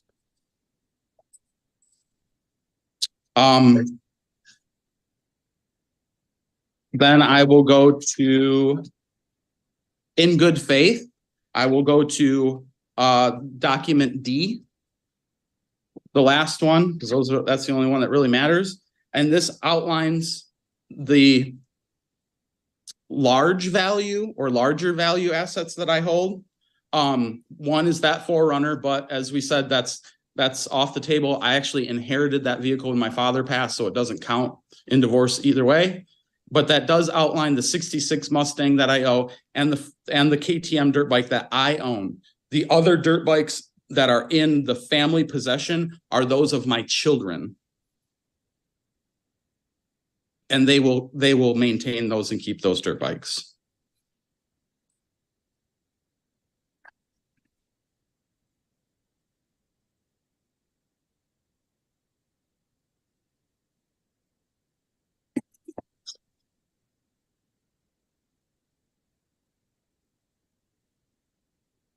So I guess in summation, Chelsea herself submitted documents that showed at one time, not that long ago, that she was making around $70,000 a year and that she liquidated our family assets to live off of for the past year and a half because the assets that she liquidated are really close to the amount of money that she made.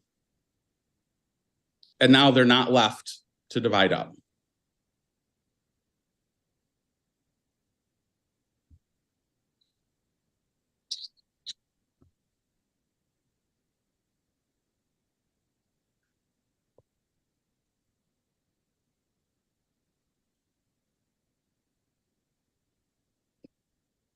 Okay, sir, just to follow up, if you could, you said that the 4Runner was inherited. Explain that to me. When was it inherited? How was it inherited? It was inherited. My father passed away, 3 or 4 years ago. It was part of his estate. I took his dog also when he passed, And at the time I had a truck that I couldn't put my family and 2 dogs in. So as part of the estate, I was awarded the 4Runner, so that my kids, wife at the time, and 2 dogs could fit in it versus my pickup truck. Okay, was that vehicle put in your sole name? Yes. Okay. And the other vehicles that you've identified, the 66 Ford Mustang, you have a value of $8,000. Is that correct? Yes. And then the dirt bike is 4,500. Yeah, that's what I paid for it. It's not even worth that now, but sure. Well, you identified it. I'm not. Yep. What numbers I'm are. fine with it. You also identified on this document under B, you stated that effectively you had about $5,000 in a checking account, as you said, a business checking account and then a personal account. They total Yes. about $5,000. Yes, sir. Okay, is that accurate? Yes.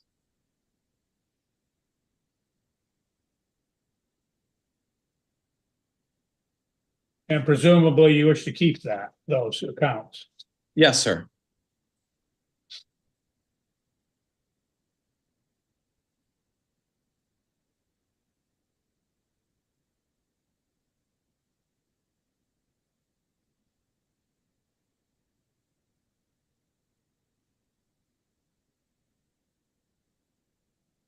Is there any other property that the court needs to address? Not that I know of. Everything else, to my knowledge, like even those couches, I think Chelsea said that at one time they were worth 10 grand, but that was a dozen years ago and we bought them. I mean, street value today, if I had to sell them on Facebook Marketplace, I might get 2 grand for them. You know, we're not dividing up what. Are you insane? Are you insane? Is anybody spending $2,000 US on used couches from Facebook Marketplace? Sorry. No. That are 10 plus years old? No. No. No. Miss Carrie. So funny. No. No. No. Damn, she's in for some explaining to do here. She has some fucking explaining to do, doesn't she? What an asset was when it was new. We're dividing up what it's worth today. Other than that, I think everything else is maybe per incident less than $1,500, and there isn't that much of them. So we can figure that out as we move. Okay.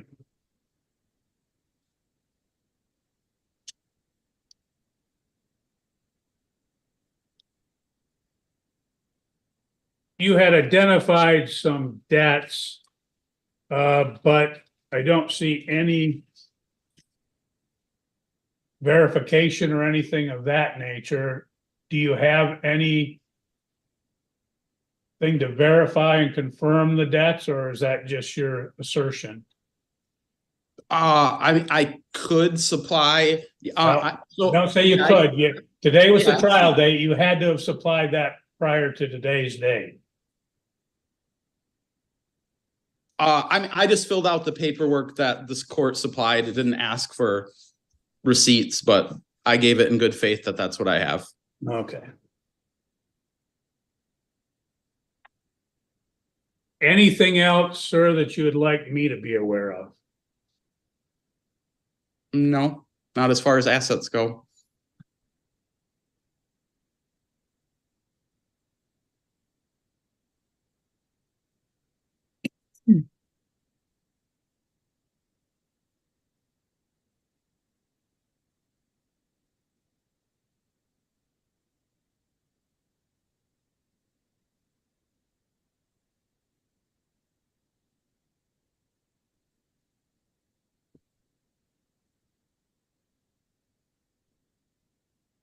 Ma'am, I'm gonna go back to you. you have a chance to rebut or, I guess, clarify or confirm anything that the defendant has stated. Yeah, I would like to clarify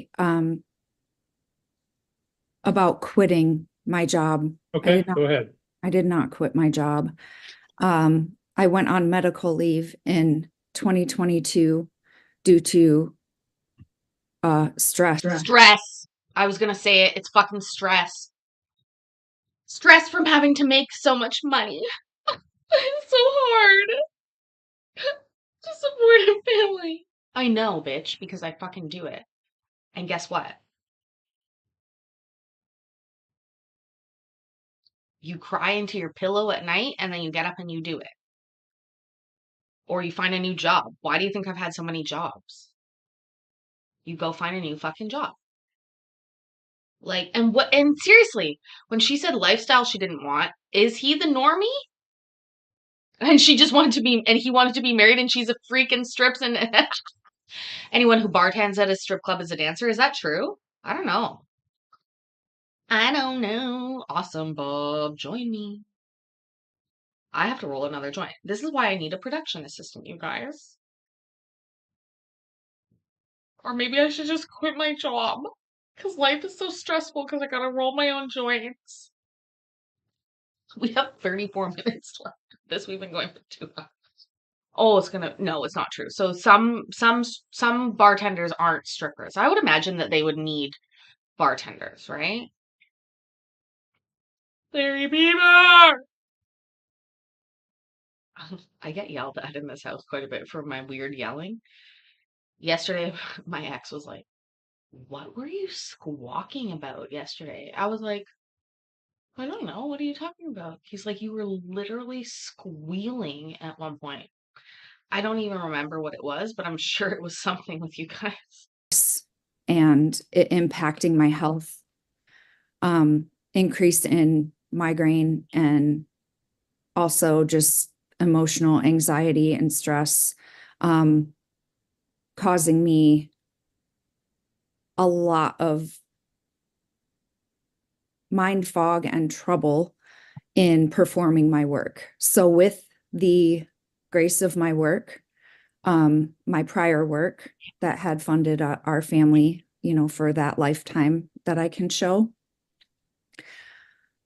I worked with doctors and my counselor to perform a plan to go down to part-time work, to spend more time on the family, and in a sense, work with Brian on our marriage or divorce, because it came down to that, and it's come down to that a couple of times throughout the last, I would say, 8 years. So a good back half of our marriage was very rocky, very stressful on me. Wait, if she made 70 grand a year and he made any amount of money a year, and then their house is only $300,000, what is going on with all the money? Where's that going?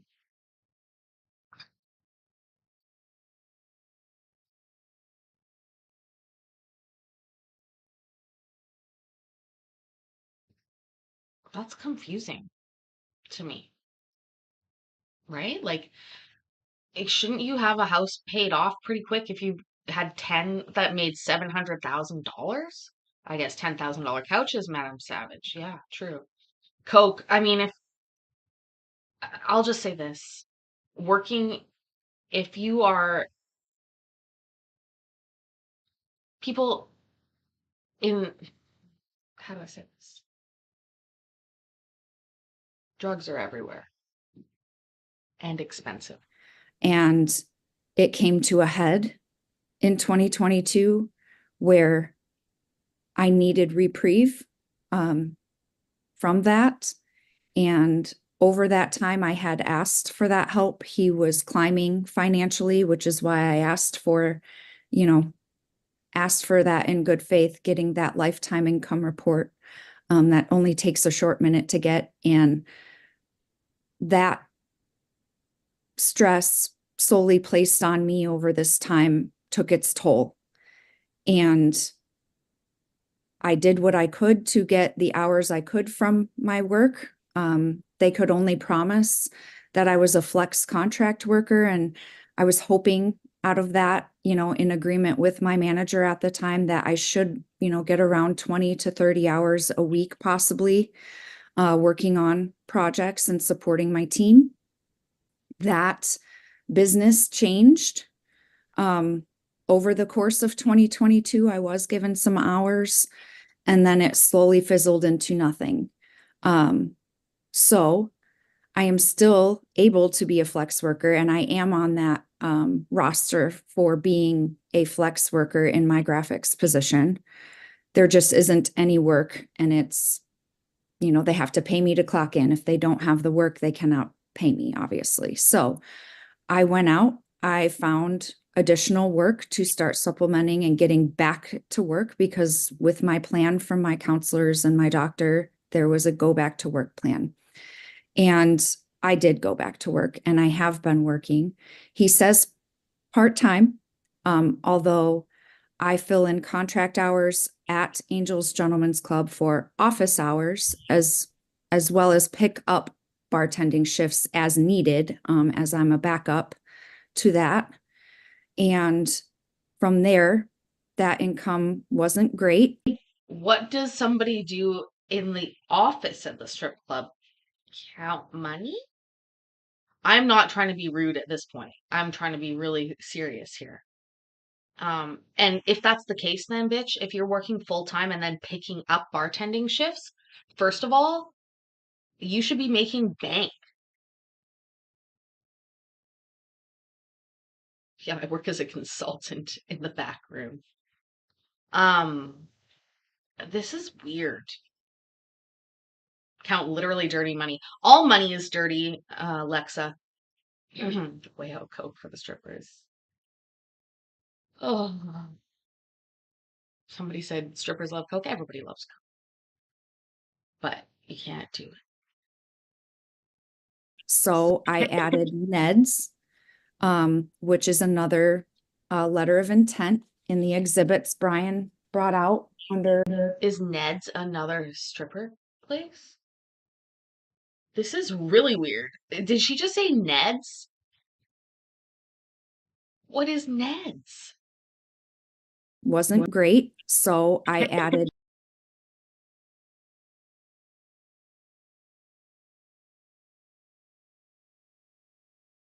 What happened? What the fuck happened?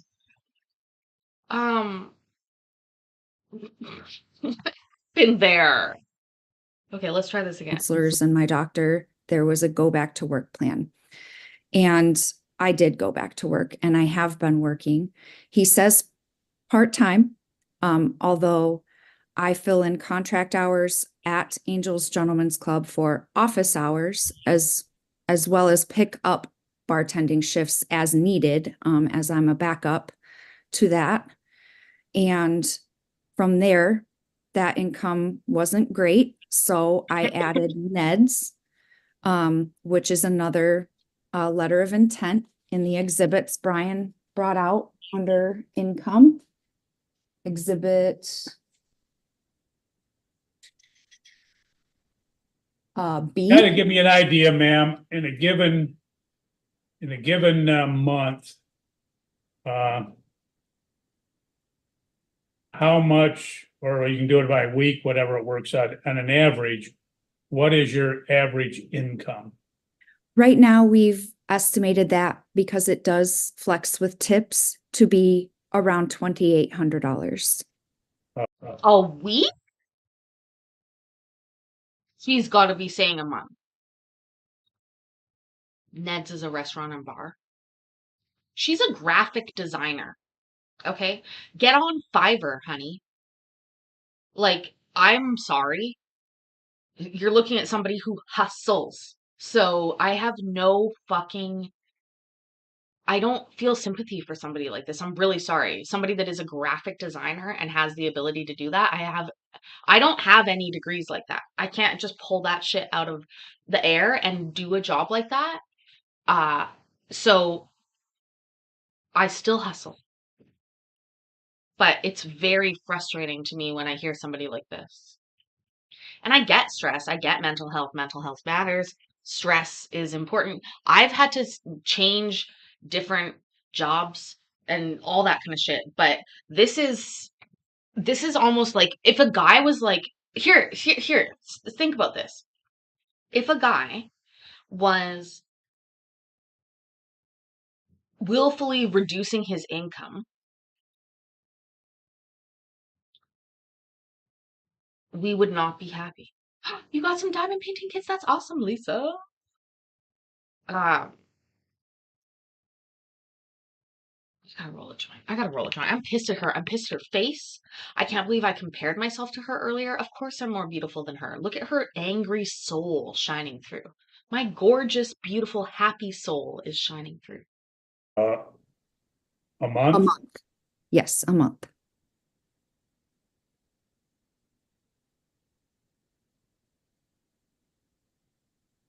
Well, obviously, there's a lot of jobs available because of the job market that you could, and most of those jobs would pay, $15 an hour just to start, which would give you at least comparable to what you would make. Have you looked at any other full-time employment? I've started to.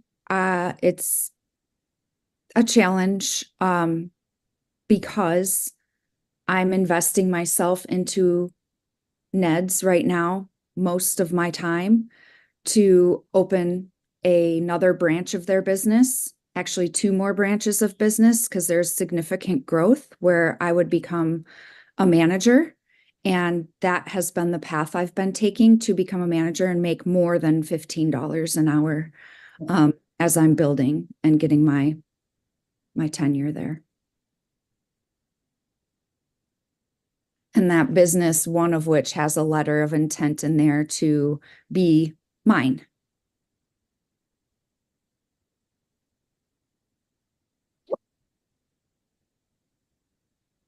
And that would be under Exhibit B. There are 2 letters from Ned's. One is about my current work, and the next is about the intent to open the business. Well, I would tell you, did note in skimming through that the letters were there, but that is obviously hearsay, as the person is not here in court to testify, so the court will not consider any hearsay exhibits. Well, that is my goal and intent in process right now. Your husband had stated that you had liquidated some of your 401k. Is that accurate? It is. But we don't fucking care, Karen. I don't fucking want to hear it. I don't want to hear it. Yes, Lisa, let me know. You know, my my assumption is always low dose, but so just write it out and I'll try and get to it. This is I don't like this. You left that out. That's unsavory to me. That is yeah. I would be a good house mom at a strip club, I think, because I can't fucking dance, but I'm a good house mom. I know how to teach them how to work it. Work it, baby, work it. I did that in emergency mode. We were not getting along. I was not supported through my medical leave, as well as met with a lot of resistance to take on certain bills. And during that time, I felt it was emergent to make sure to maintain the household for the kids, as well as continue to grow out of my medical leave and into a new career that would end up supporting all of us again, was the intent. Why couldn't you have just continued the employment that you were on that gave you a healthy income? My my mental state, given our emotional and very toxic past. Like I said, there was a lifestyle I was not comfortable with anymore and met with a lot of resistance to change that. And at the end of the day, this is what I needed in order to heal.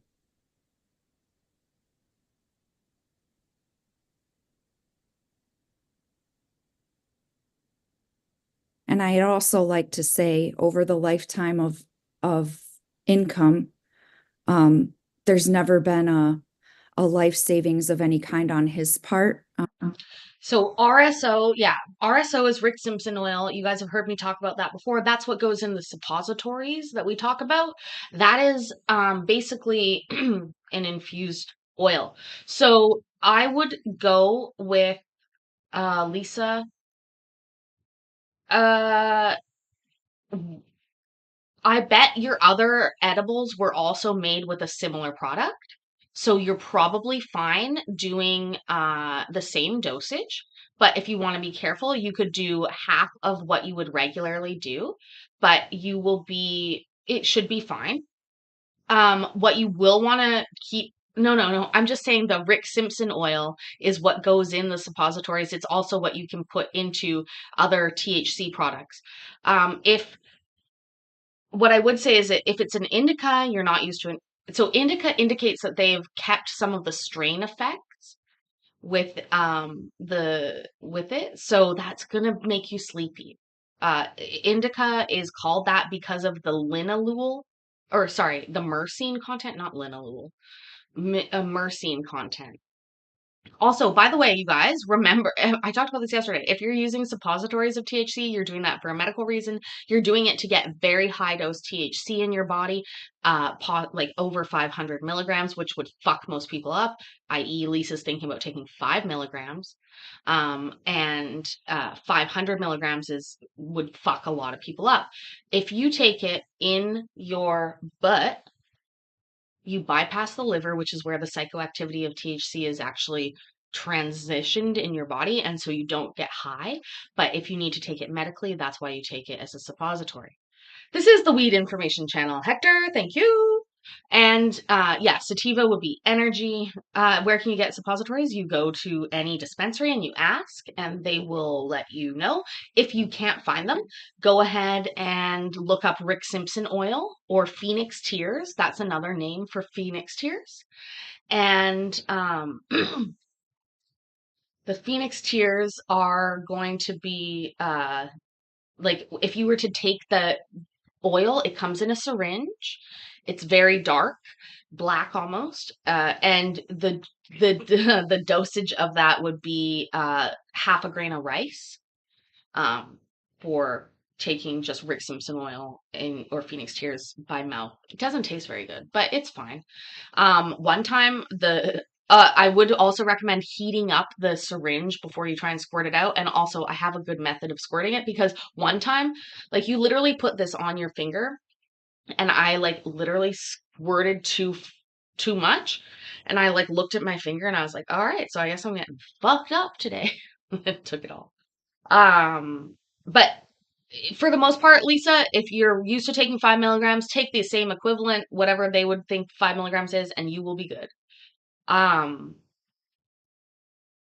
Phoenix Tears is God tier level. Phoenix Tears is Rick Simpson oil. It's just basically the methodology of creating the oil. A guy named Rick Simpson did that and wrote it in a book, and that is why that's very very common. But but it is pretty much standard now, the way that different oils are made. So just also, you don't put your finger up your butt. You guys are joshing me.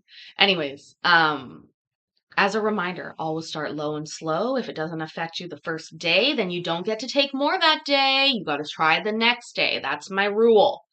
You take the same amount.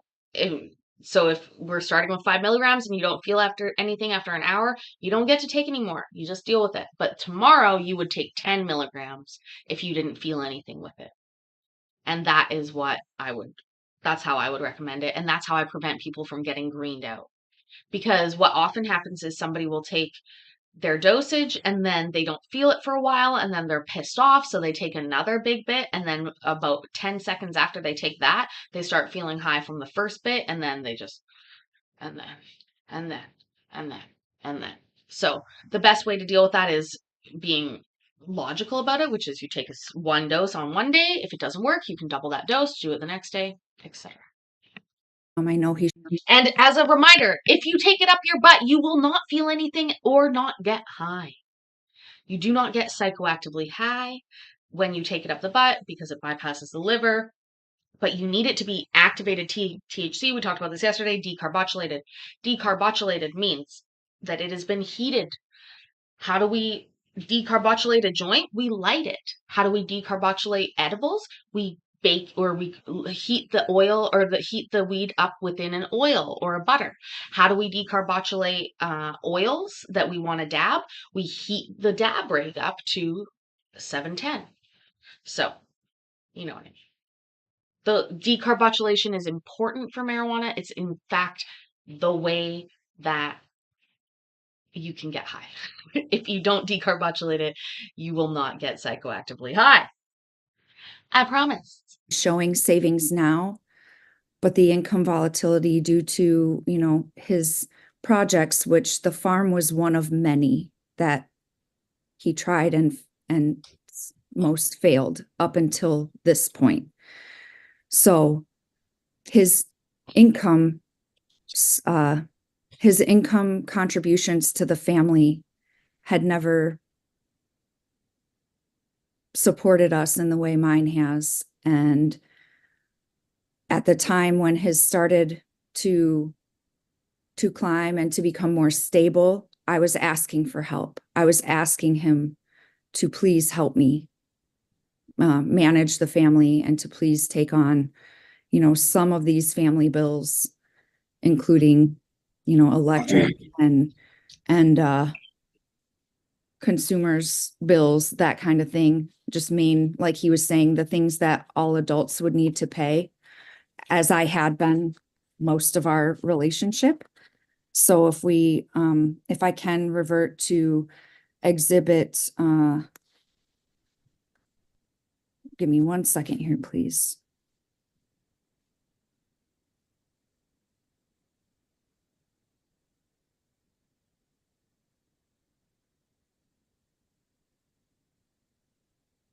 Just want to find the right one to point to.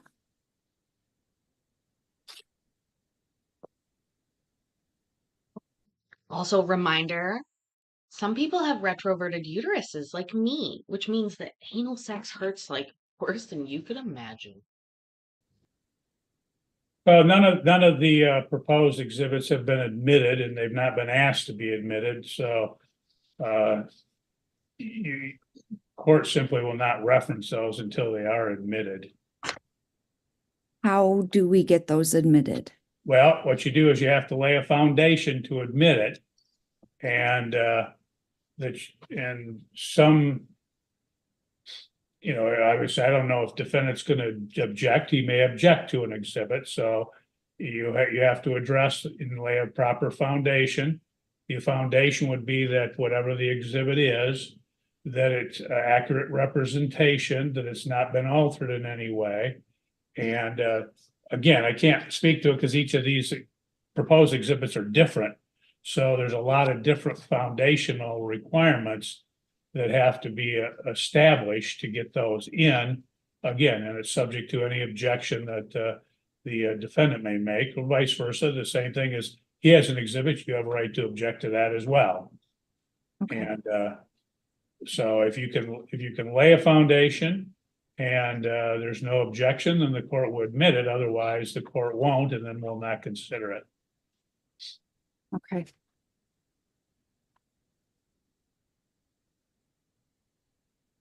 Anything else, ma'am, that you would like me to be aware of?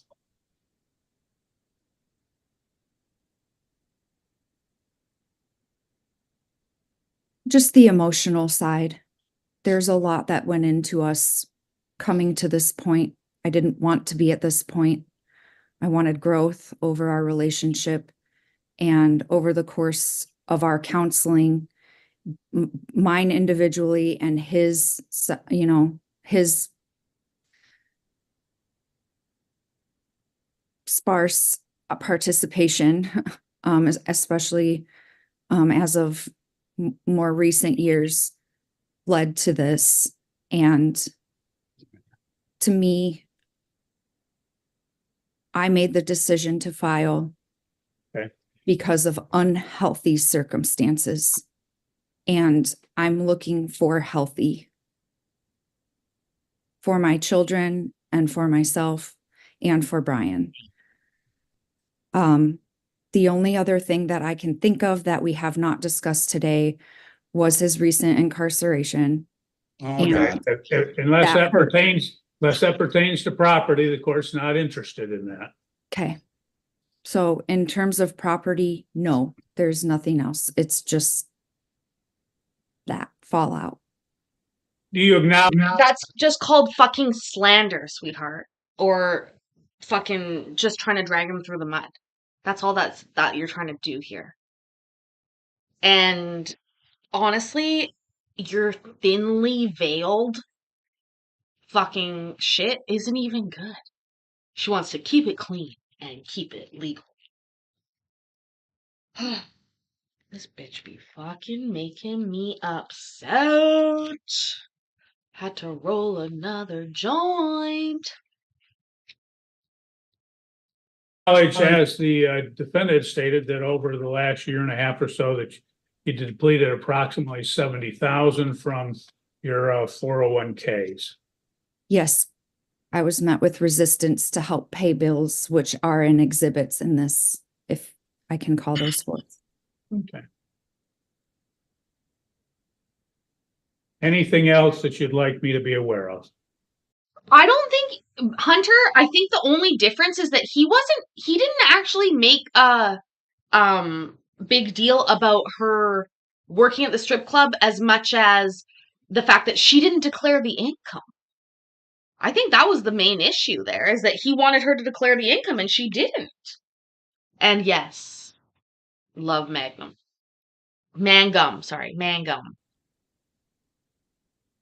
Not at this time.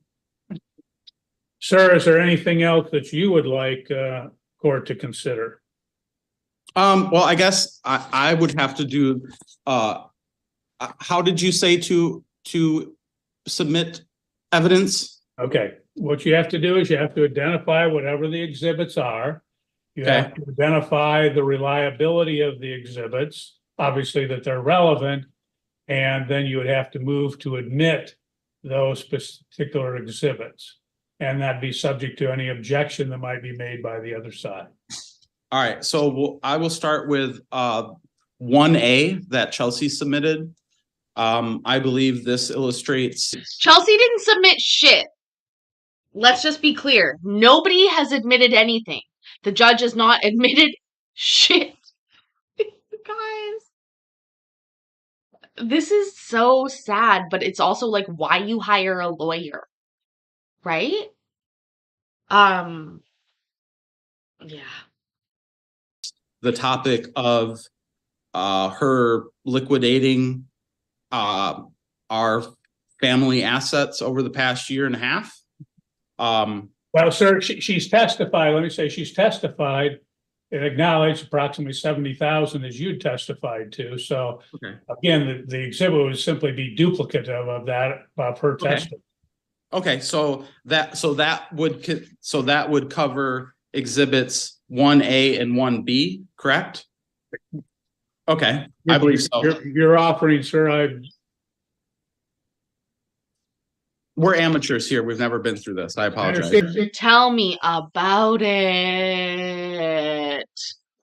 And that, but as a result, when you do represent yourself, you're held to the same standard as attorneys are, because the court simply can't have rules that pertains to attorneys and rules that pertain to persons appearing in pro per. The same rules apply. Okay, so I guess my understanding is that 1A is covered in both of our testimony. So would I have to submit that, or is that accepted for review. It's up to you, sir. You can. I would like to submit it. You would like to offer it as an exhibit. Yes, sir. Miss Van Tattenhove, what is your response to him offering plaintiff's exhibit 1A? I'm sorry, did you say Ms.? Yes, yes. He's offered that as a proposed exhibit, which you've submitted. What is your response to his offer of that? What, I don't understand what the offer. Oh, for fuck's sake, sweetheart, do you object or not? Also, it's your fucking document, so you shouldn't be wondering about this. Again, you guys, we are like obviously different than the average person. You want to hit that? Yes, it's weed. But he just basically said, have they not watched it? Watched? Sometimes when I say stupid things like that, I surprise myself.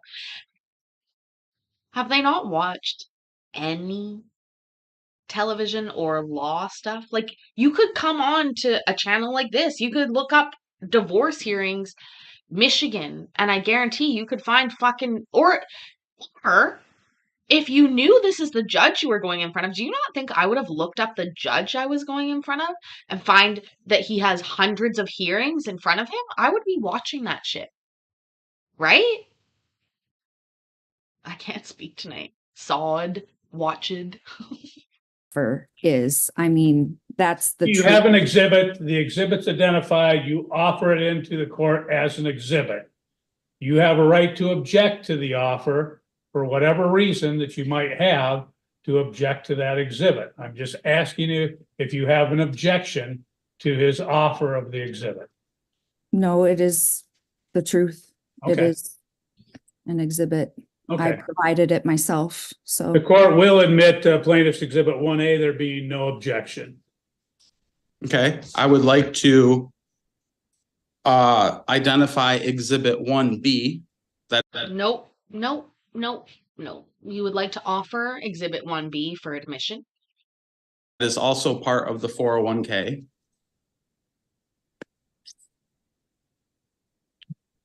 Okay.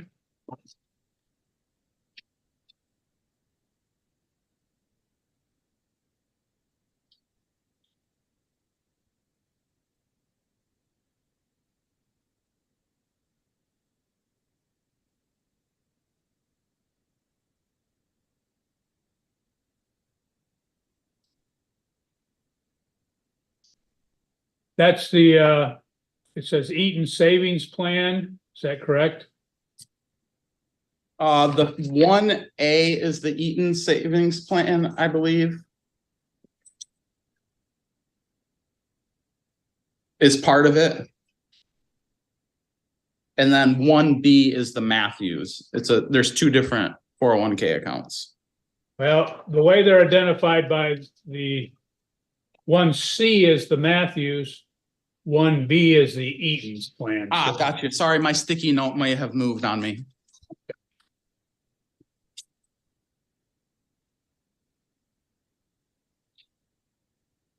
So A, B, and C are all the ones that pertain to the 401k.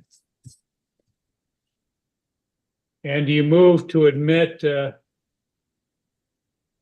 plaintiff's proposed exhibit 1B and 1C? Yes, sir. Pam, do you have any objection? I mean, they're her exhibits. She should have admitted them.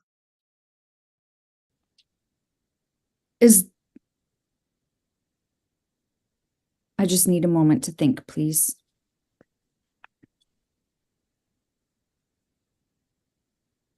No, I don't object. I gave them to you. I gave them to the court and I gave them to him, so. Okay. Well, can I ask a question, please?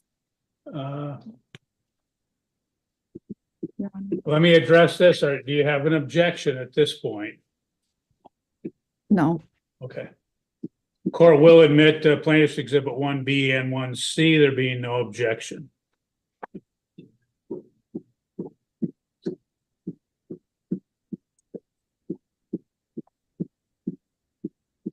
whose heart is beating so strongly?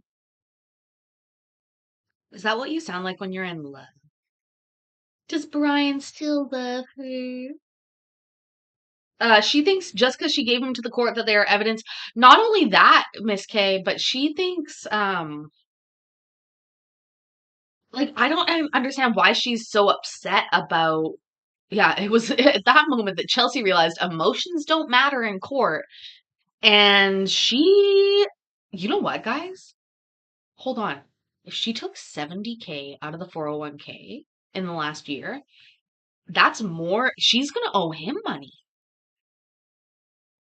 She's going to owe him money. Because if there's only 92K in the equity of the house, she's already taken out more than that.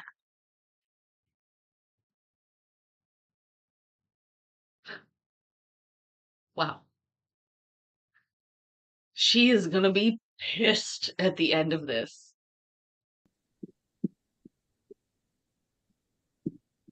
Sir, just to clarify,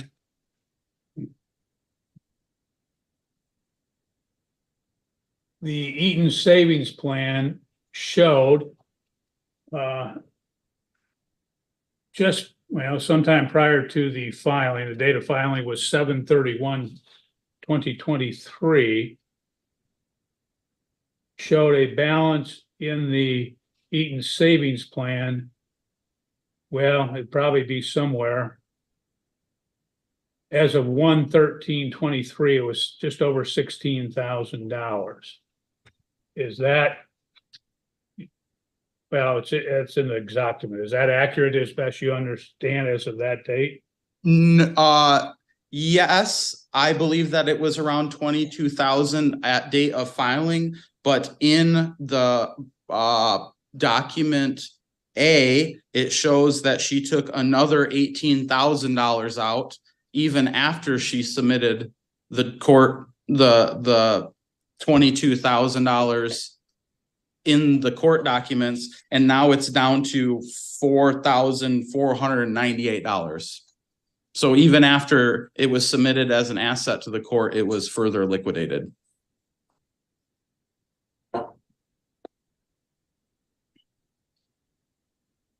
I believe it went from $74,220 down to $4,498 over the past year and a half. What I'm doing is I'm looking for, do you have any documents or other evidence to establish what it went from to what it is?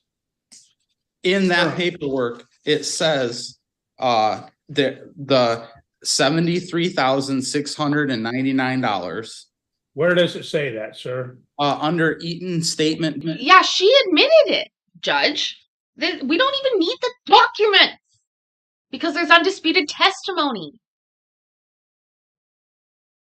Also, yeah, I do think yet still to be beaten in the divorce realm on either of my YouTube channels would be the Birdie divisive divorce drama, I believe we called it. I actually had somebody in my house who was here during that, who was in fact quite upset with me afterwards because I screamed during those hearings. I was dancing around the kitchen, I was screaming, I was being really mean. And here's the truth. The woman in the divorce reminds me of my mother. That's just the basic truth. Like nobody else in my entire life, that woman has reminded me of my mother, and we had like 25 hours of court footage that we watched. Oh, I'll never forget. I'll never forget that one time when it took us half an hour. We were watching it together. There was quite a few of us. And it was 30 minutes before we realized that somehow the video had just started playing again instead of going on to a new one. And we were like, God, this is so familiar. Like, so familiar. That's because we already heard it. details. At the top of the page, it says 1/11/24 at 3:16 p.m. At the top right of the paperwork. For me, it's the second to Okay. last page back. Okay, you're gonna have to identify it better than that to say it's in the top left corner. I've got a binder full of documents that are, obviously, I've only got a few that are exhibits, so I don't know what you're referring to.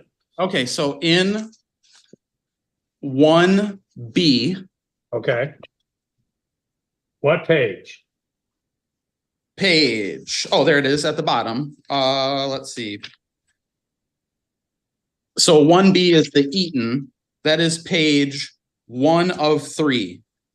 Near 3/4 of the way down, it's saying what the market value was of that 401k. But that was back in 2022. Yes, because that's when Chelsea deemed us separated. Okay, well, I'm looking at the date of filing. I don't. Okay, so the date of filing was, $25,576. 25,000. That's on page 1 of 1. It says 8/18. Well, that says 8/18/22. I'm looking for the date of filing being July of 2023. Do we have anything close to that?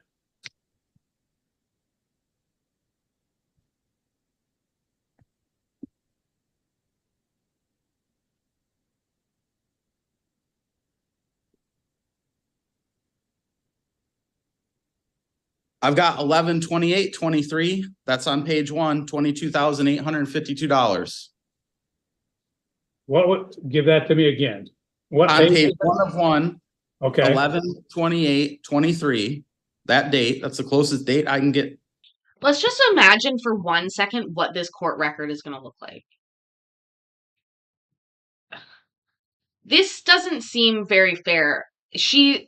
If they were separated and she agrees that they were separated, I think that it should be from the date of separation, not from the date of filing of the divorce. That doesn't sound fair to me. Night Loud, thanks for being here. Appreciate you always. And she filed too. No, I don't like that. I don't like it at all. Also, I think just as a pre-warning for anybody that's thinking like, oh, you hear us talking about this Birdie case or the divisive divorce drama and you want to go back and watch it, like I would warn against that. Like it was actually somewhat traumatizing. I'm not joking you. I reacted weird. I was like riled up the whole case. And it was hours and hours and hours. It was painful. But it was like live therapy because I swear to God that woman was exactly like my mother. To you. okay, It's 22,000. Yep, $22,852.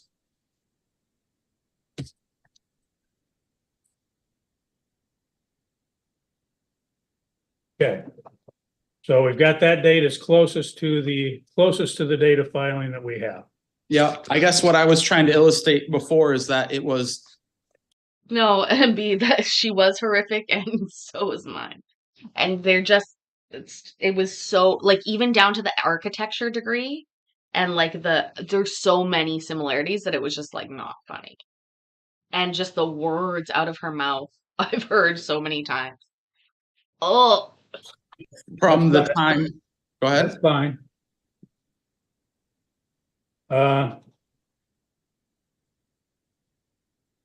What do you have as it relates to the Matthews as of the date of filing?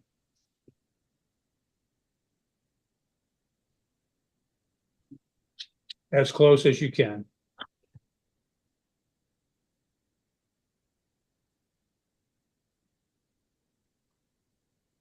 The court has admitted 1C, and if you can correct me, it looks at the it says vested balance as of March 31, 2022, $9,406.35.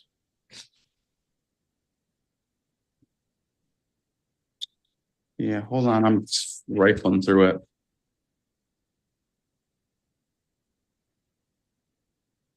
I've got a couple pages back, couple more pages, 4 pages back in that stack. I've got a 12/31/23 that says $12,800. What is my account balance?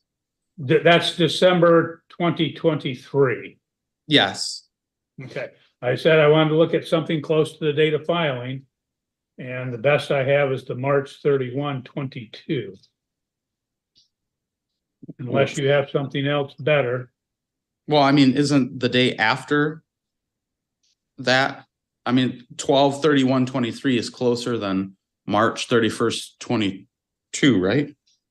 From the date of filing, I don't think so, sir. Maybe your math's different, but Oh, it's fine. I'm not gonna nickel and dime over $1,300. okay.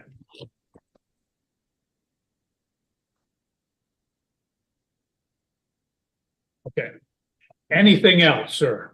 The only other thing I have, yes, is that exhibit 3A with the lifetime savings or lifetime earnings that shows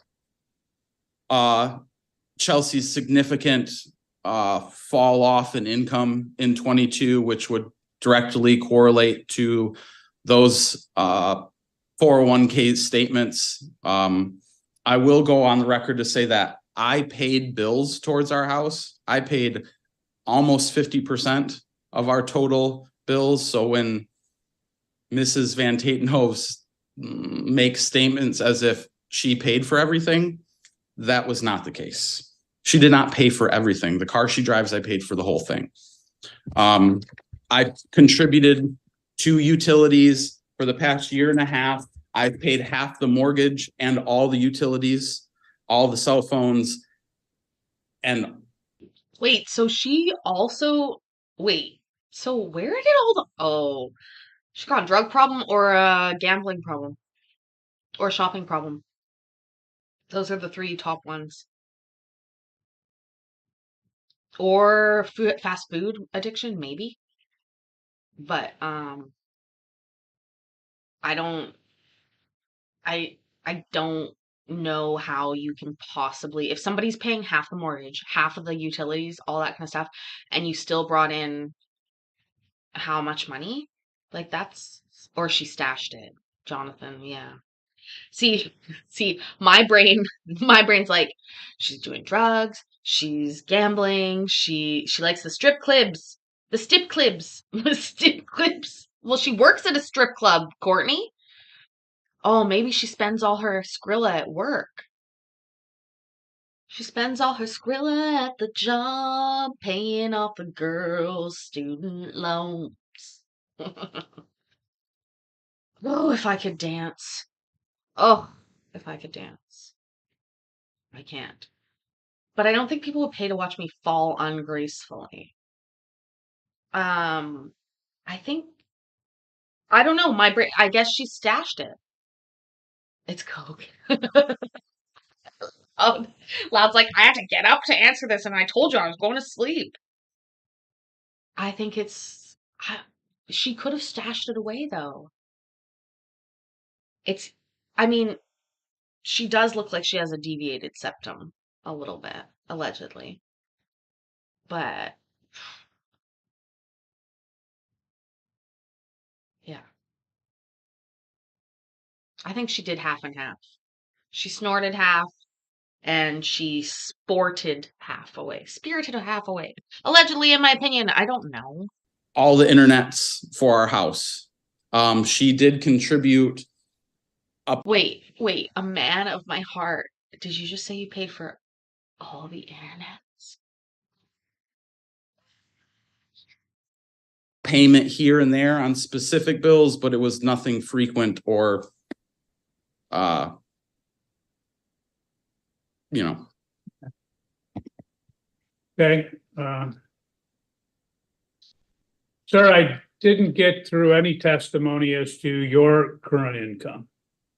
I take home around $74,000 a year. It varies. Well, what is your gross? I don't care what you take home. I want your That gross. is my gross. Okay, I have a business, but there's obviously business expenses, taxes and insurance. I have to. Oh, he's terrible because let me tell you something. If you have if you're the principal of a business and $74,000 is the income that you have, and you haven't really rounded that down a lot with expense. I mean, I'm not saying you should do this, but come on. You're not coming up with $74,000 as the number if you're lying about it. Right? It's going to be 40. It's going to be under the threshold. And it would have been something they did their whole marriage. He's proud of that $74,000, it sounds like. It's interesting. So, wait, he made 74. She could be making 74. Yeah, Brian, you're fucking it up, buds. Carry that's fine. I just needed a gross amount so we can calculate child support. Yep.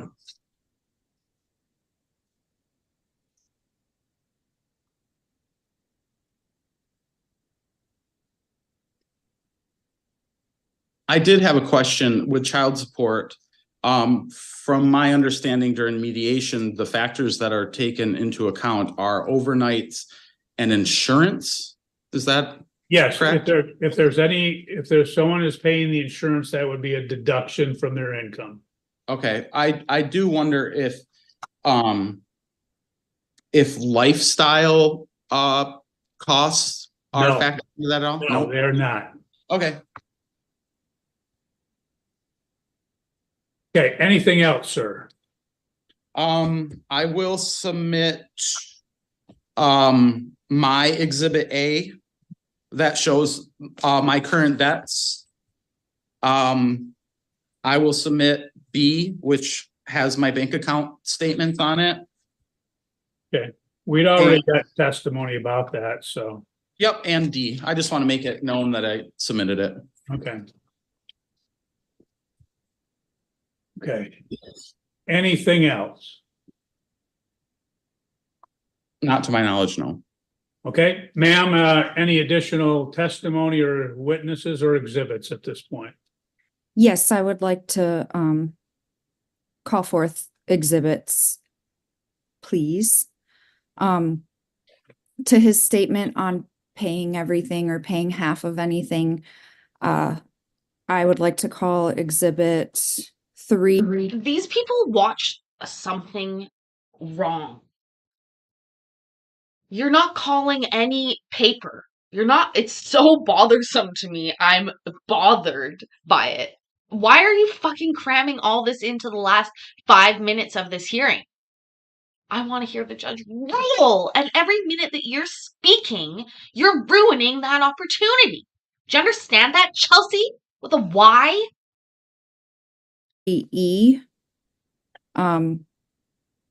There's showing delinquencies where he was saying he was paying, and had agreed to pay for all of these bills up through divorce, basically, that were delinquent, which I caught up and paid. So that would be 3E under the income tab. Okay. There's an account history there, and then there are some exhibits of bills that were going unpaid that I made current. I would also like to call exhibit 5. Again, no exhibits are answering, Chelsea, because you don't call exhibits. You move for their admission. Hi, Mikey. How are you? I hope you're doing well. This is not a pleasant divorce, but she works at a strip club. Can you believe that? She works at the strip club. Oh, Loud got up. Loud heard Mikey's here, and Loud got up. He said he was going to bed. She works at the strip club. Hector wants to call Exhibit Paisley. Oh.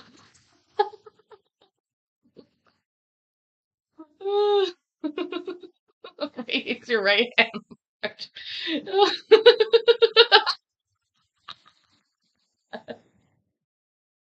You guys are making me laugh today. Um, yeah, what a day. Oh, Mikey got it right away. She is the bartender. Now we have a question. Do you is somebody better? I don't know if he's listening or not. Sometimes he just is in the chat. But is there are there bartenders that don't strip at the strip club? Oh, we need to swear in Clippy too. Honestly, you should stick around because we only have less than like 5 minutes left of testimony, and I'm hoping we'll get a ruling. She also drained all their money to. Oh, you are listening. Okay.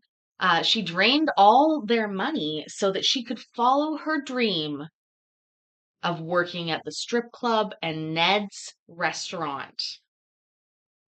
She's a social worker for the hookers. Oh, we thought that she was maybe the house mom, but they're not naked. She's not naked. Uh, and then we actually did a Google Earth moment where we went out onto the streets of Google and they're hiring. So I guess I could apply for a job. There's A, B, and C. I would like to come into as evidence. Well, I look at those, they don't pertain to, again, the property issues, so the court wouldn't consider those in any event.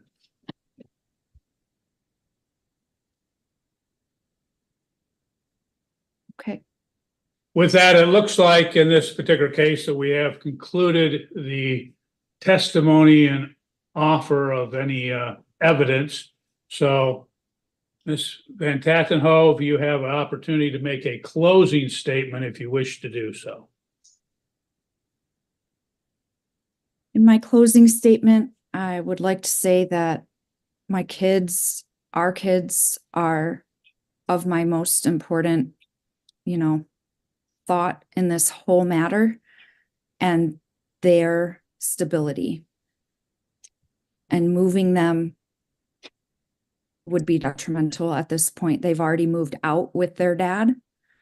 He has now made his own living quarters and has had them a week on, week off for the past, I think we're at 3 or. Hold on. They're going week on, week off? Is she? I don't understand this. Or almost 4 weeks now. So operating as divorced, it was a bit of surprise. I had been met with a lot of resistance of him moving out, as that was my request much earlier on in our disagreements. And that was a surprise right after Christmas that he was ready and did. So knowing he's able to, provide and have his own domain for them, I would like to have the opportunity to maintain and grow in the same domain as I am in now. Okay. For my children. Okay. Was that like on a little post-it note that she had forgotten about? What is on her hat rack? I believe that it is a file. First of all, that's a coat rack. And I think that that's a file folder holder. File folder holder. That's a file folder holder. But her face, WT. Yeah, no, it's a file folder holder, Mikey. It's pretty broad. I'll say that. It's a robust file folder holder. Yeah.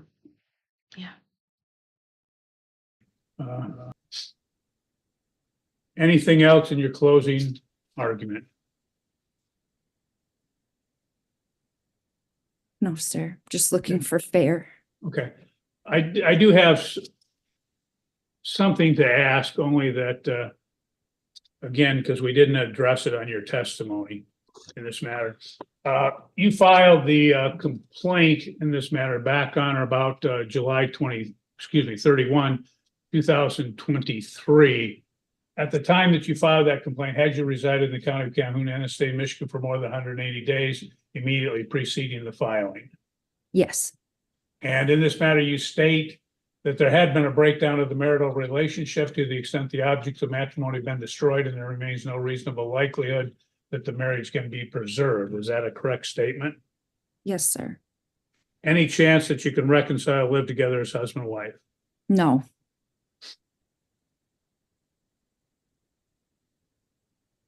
Are you currently pregnant, ma'am? No, sir. Okay, thank you. Thank you. Look, no, sir. Do you see how she said that?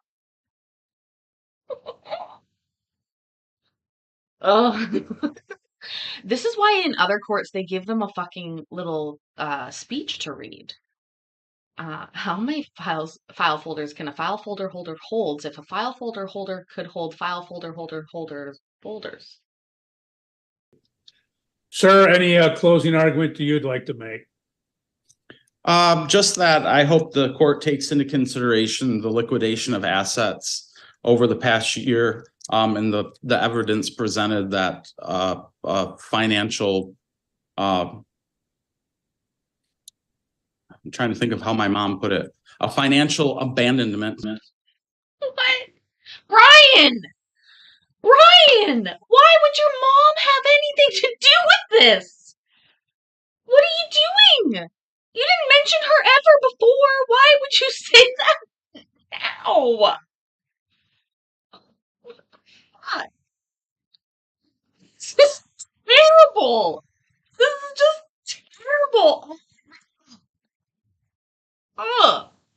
Of the family took place over the past year and a half, and that notwithstanding, I don't understand how assets could be divided without the sale of the house. I did move out a couple weeks ago because I noticed, we're at the end of this divorce here and people need to move on with their life. I do have a house. Wait, I'm sorry. They lived together throughout this whole divorce? What? Wait. Oh my God. Can you imagine her? So she quits working. Then she stays at home and I'm sure just was a peach. She looks like, look at the look on her face. I'm sure she was beautifully pleasant to be around, making him delightful dinners, being there just, I'm sorry, Ed. I do screech very loud. I'm sure somebody's going to be mad at me somewhere, but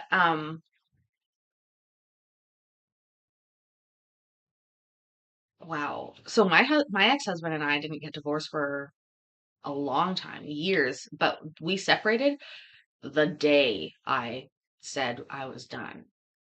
And we were like apart. That was crazy. That's insane to me. So they've been living together just miserable for the last fucking year or whatever. Oh, you think she still wants him? I don't know that she wants anything, but I don't even know what she wants. It's really hard to tell. Rule 2 of strip club life: never marry a dancer. Well, I don't know that I don't think she's a dancer. And I think that, God, the look on her face is just evil. Like she's being really mean to me through the screen. And again, we have 43 seconds left. We're not getting a fucking ruling on this case. I wish we were. I'm just about as mad about that as you are.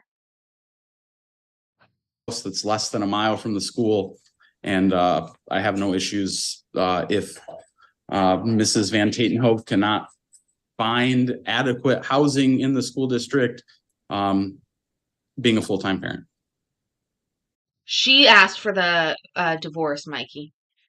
She asked for the divorce. She filed She also quit her job and went and now works at Angels, Gentlemen's Club, and Ned's. Womp womp womp. But let's just let him finish.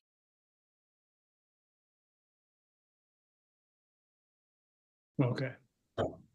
Thank you. That concludes the proofs in this matter. What the court is going to do is I'm going to put you in the waiting room, and then court, I have a bunch of things I have to check as far as the numbers that you've given me, and then we'll bring you back in. It'll probably be about 20 minutes or so, and then we'll give you a ruling at that time. Okay, so we'll just put you in the waiting room, and please be patient. Again, I knew that was gonna happen. I would have already looked it up. I didn't, but I'm gonna right now. Hold the fucking phone. Maybe we can get the fucking ruling. I need to do a little investigation though. Okay. Okay. Okay. Okay. Okay. Okay. It's not quite as simple as you'd think because I'm going to my history. I'm going to that video. I need to find the day that it was. Oh, shut up. Okay, January 19th, 2024. Videos live. And then they're not named anything different. So, oh, found it! I found it! You guys, oh my goodness. The big cutting boards, right, Mikey? You guys, we have the ruling. You have to give me a minute though to download it. And I'm gonna freeze up because look at them go. Look at them go. I'm gonna freeze up because we are oh, and see look. Whoa, wait. Judge's fucking account has ads on it? I'm a little weird out now. Seriously though, I'm still looking at Angel's Gentlemen's Club here. That just popped right up, which is hilarious to me. Okay, give me 1 second. Oh no, dude. Normally we don't get the hearing results, so we're good. I'm super happy we're gonna find that. It's an 18-minute ruling, you guys. We're gonna get it. And again, if I did my homework ahead of time, I would know that, but I don't.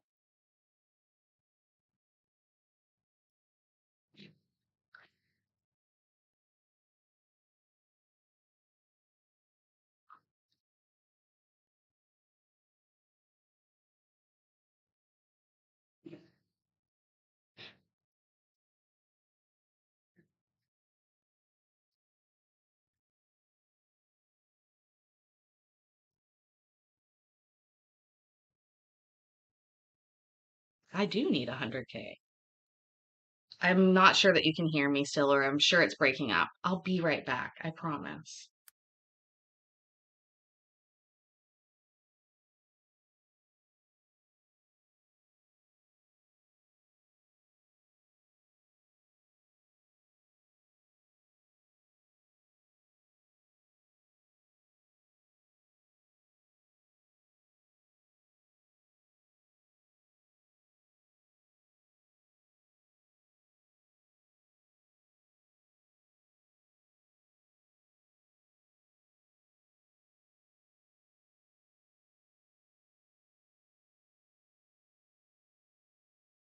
Thirty-seventh Circuit Court is now in session with the Honorable Brian K. Kirkham presiding.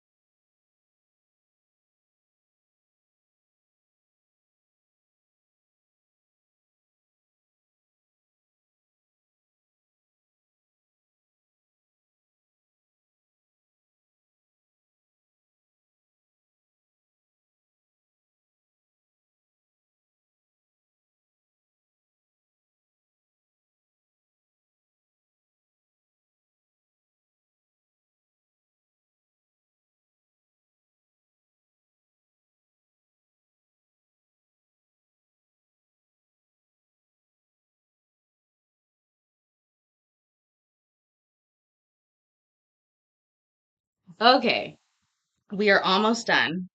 My boobs do look really big, don't they? I know some of you left, and I might be choppy, but that's okay. That's life. It's downloading. It'll be moments. But how excited are we that we get a full verdict? I'm pretty happy about that. Uh, Everybody talk amongst yourselves. Tell us what you had for dinner. Find the joints that you dropped on the ground. Do all the things. Oh, Mikey, guess who dropped by earlier? Somebody want to tell Mikey who was here earlier? P.S. It was somebody who said they were taking 4 months off.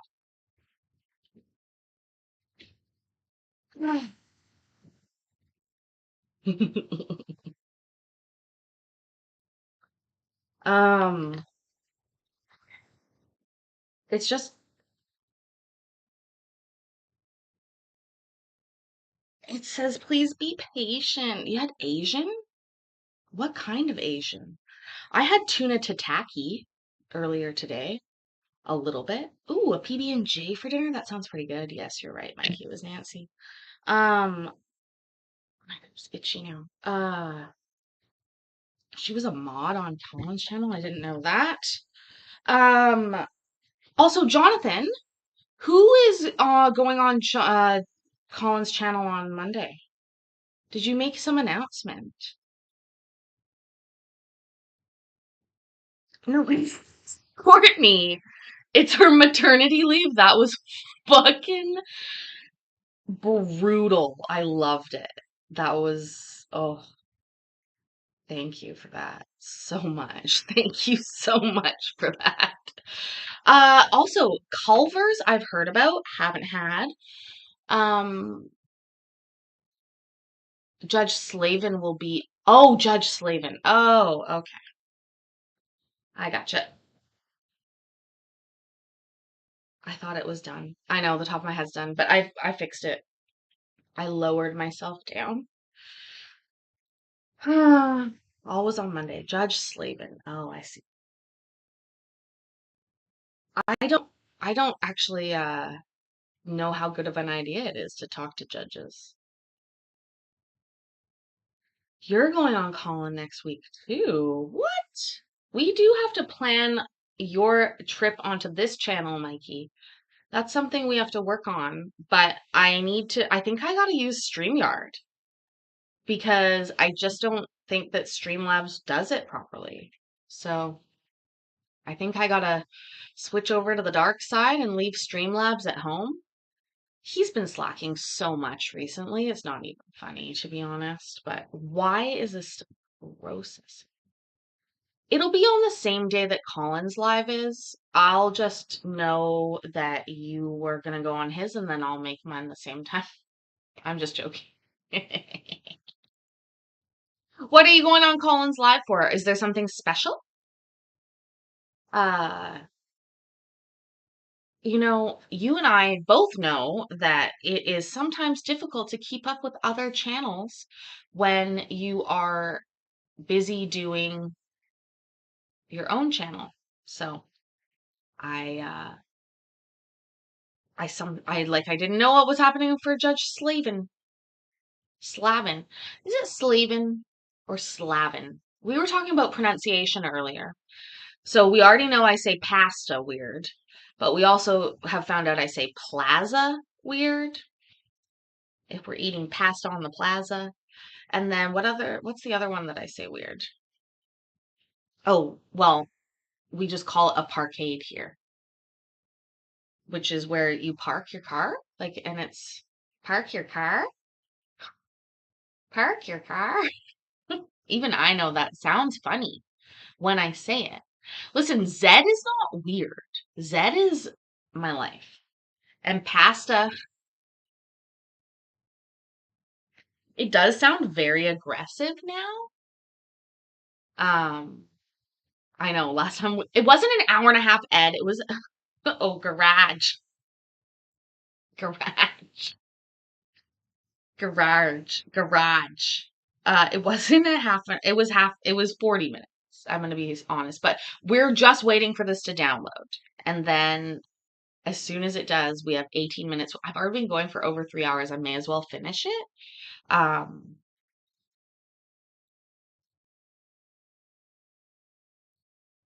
Well, noise in my, oh my God. Every electronic that I have, oh, and bacon. But I don't think that's weird. When I say, how else would you say bacon? I, I, I, I'm struggling to think of an alternative pronunciation for bacon. Is there?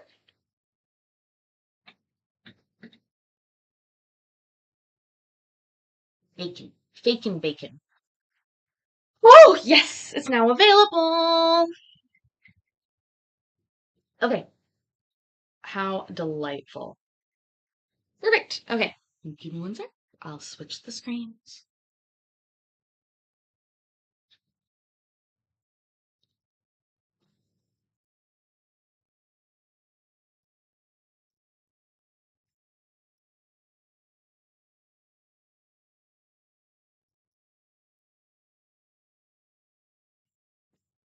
You don't get everything wrong, Mikey. Problem is when you are in front of people all the time, and you speak like we do This matter, every the only day. issues before the court. Done. We waited lots for you. So you can wait for me for a minute. Sorry for screeching. The thing is when you are in front of people speaking a lot, especially from across the world, sometimes people feel like it's different. And maybe it's not wrong. It's just different to what they're normally hearing. So, in this particular matter, let's get going. Thank you guys for being so patient. Look at us finding some resolution. No blue balls around here tonight. Oh, look at her miserable fucking face. Allegedly, in my opinion. I would say creek. Creek. I'm perfectly unique, even though I say creek. Because I say pasta. Were, again, the division of the assets in this matter. I'll tell you in this case that first, the court will find that their testimony has shown that there has been a breakdown of the marital relationship. In this matter, the court will preserve the proofs pending receipt of the proposed judgment. Ma'am, you're going to have to prepare a judgment of divorce, a uniform child support order, and a judgment information form in this matter, as you are the plaintiff. Court will note that pursuant to the applicable statute in this matter, which is MCL 552.17, court is required to make an equitable division of property, but the division need not always be mathematically equal. Division is one that is roughly congruent pursuant to Jensen v. Jensen 205, Mishap 169, a 1994 case. There is no exhaustive list of factors the court must consider to determine what is equitable, but the court will use and must use its discretion considering all the circumstances of the case. The case of Sparks v. Sparks at 440 Mish 141, 1992 case, the Supreme Court did provide a non-exhaustive list of what the court should consider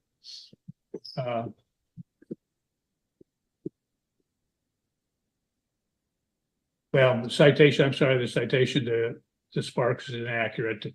It was just in my notes. Court will note in this case that in the case of Booth v. Booth, that the court has directed that a pension is divisible as a property settlement. When they say pension, that's retirement, 401k, etc.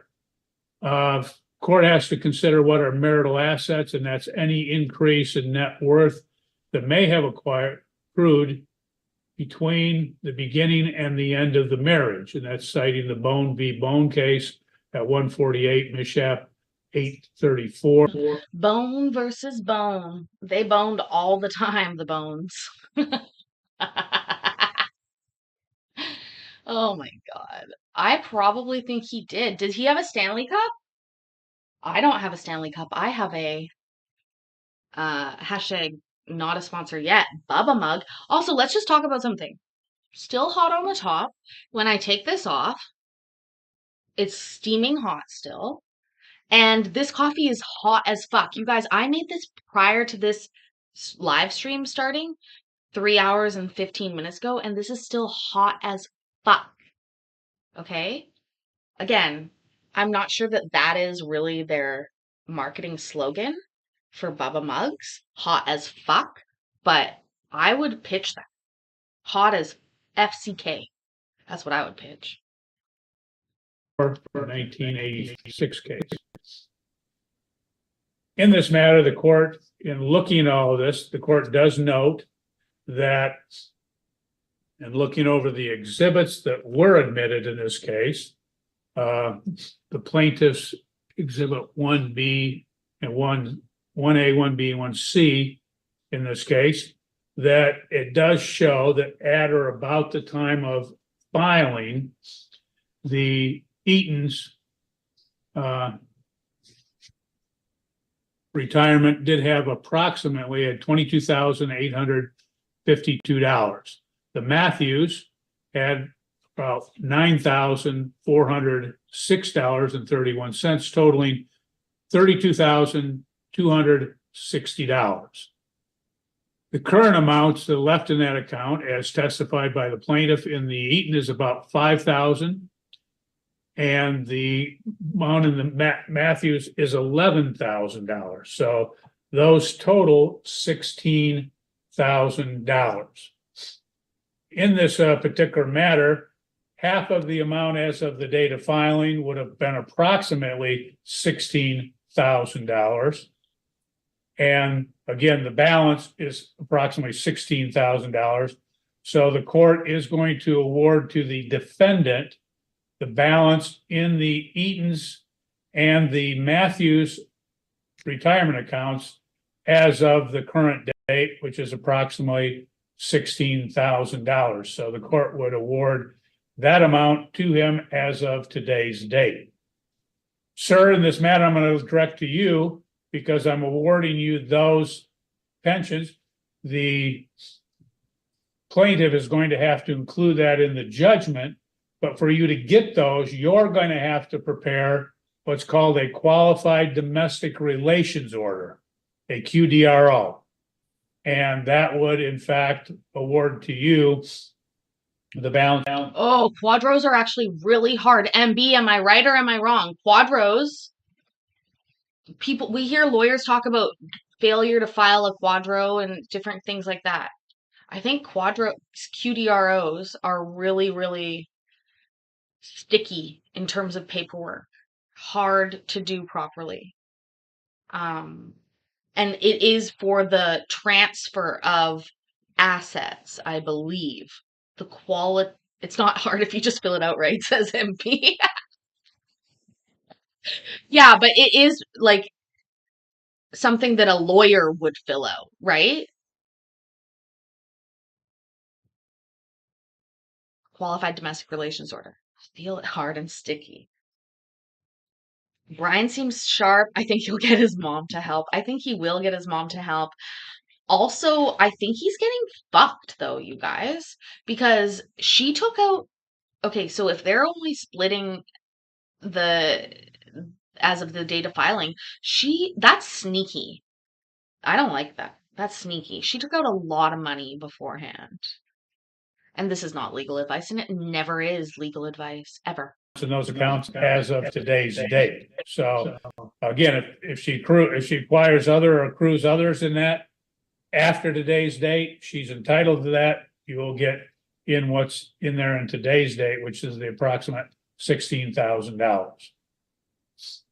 The court will award to the plaintiff for 2010 Audi automobile and to the defendant the 2012 Toyota 4Runner, which he inherited, which the parties had already agreed and stipulated to.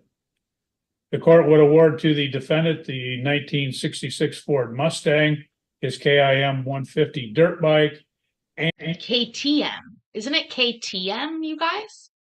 Yeah, her 401k just hit 0, but it is not going to ding them tax-wise because I think the qualified domestic relations order is the order that allows it to be switched to somebody else's name without the tax implications, if I'm not mistaken. And I could be. Yeah, 66 Mustang, Hector, which he valued at like $4,000. And Loud already said he'll buy it sight unseen for $10K. And the various bank accounts that were identified in his exhibit in this case. All three of those assets equate to $17,500. The court will, in this matter, the other asset that the court has to address is the real property at 153. Okay, are they gonna make them sell the house? The judges, I've seen him order this before when both people didn't want to sell the house. He's like, no, you guys are a nightmare together. We're not gonna let you keep this house. Fucking sell it. What do we think's gonna happen? 1 for sell, 2 for split, or like keep, I guess. So 1 in the chat if you think he's gonna make them sell it. 2 if you think he's gonna let them keep it till a later date. 1 for selling, 2 for keeping. I am leaning towards 1. 1? Which one? I don't know.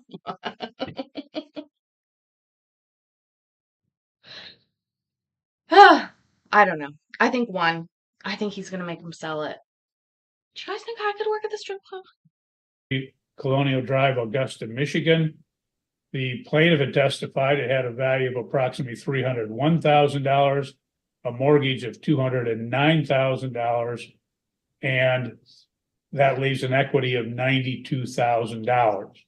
1/2 of that equity is $46,000. The court is awarding to the defendant an equity in that house of $46,000, less the $17,500 in the 3 assets the court had identified having a value of $17,500. That means that out of the home, he has left, or would be owed to him, the sum of $28,500, which the court will award to him in this particular matter. What the court is going to do, the court does note that the plaintiff is not employed as she had previously been employed. She said that the explanation, she said that she did not quit. She went to part-time because of medical reasons occurring in 2022, and migraines, stress, mind fog, and she went down in the work to a point where she was making, in this matter, she was making approximately $2,800 per month, but obviously has an opportunity to increase that as she progresses, if she does, as she has stated. Court is going to consider that as her income for purposes of child support of $2,800 per month. That would in fact exceed a minimum income based on the current employment climate and the need of work, which is usually around $15 an hour. That would be more than that. So the court is taking that as her income at the current time. The court would in fact recognize that the defendant has income of, as he stated, gross income of $74,000. That'll be utilized for calculation of child support. As it relates to the house, as I stated, the defendant has an equity which needs to be paid to him of $28,500. In view of the circumstances of the parties and the need, if you would, for the plaintiff to, again, get on her feet, get established, et cetera, it's going to take some time. The court is going to order that she would pay that sum of $28,500 within 1 year of today's date. Failing to pay that amount, then at that point, if she can't refinance or pay him out, failing to do so, that at that time, the house would be listed for sale and sold. And then he would receive that amount of money at that time. The balance would be payable to the plaintiff.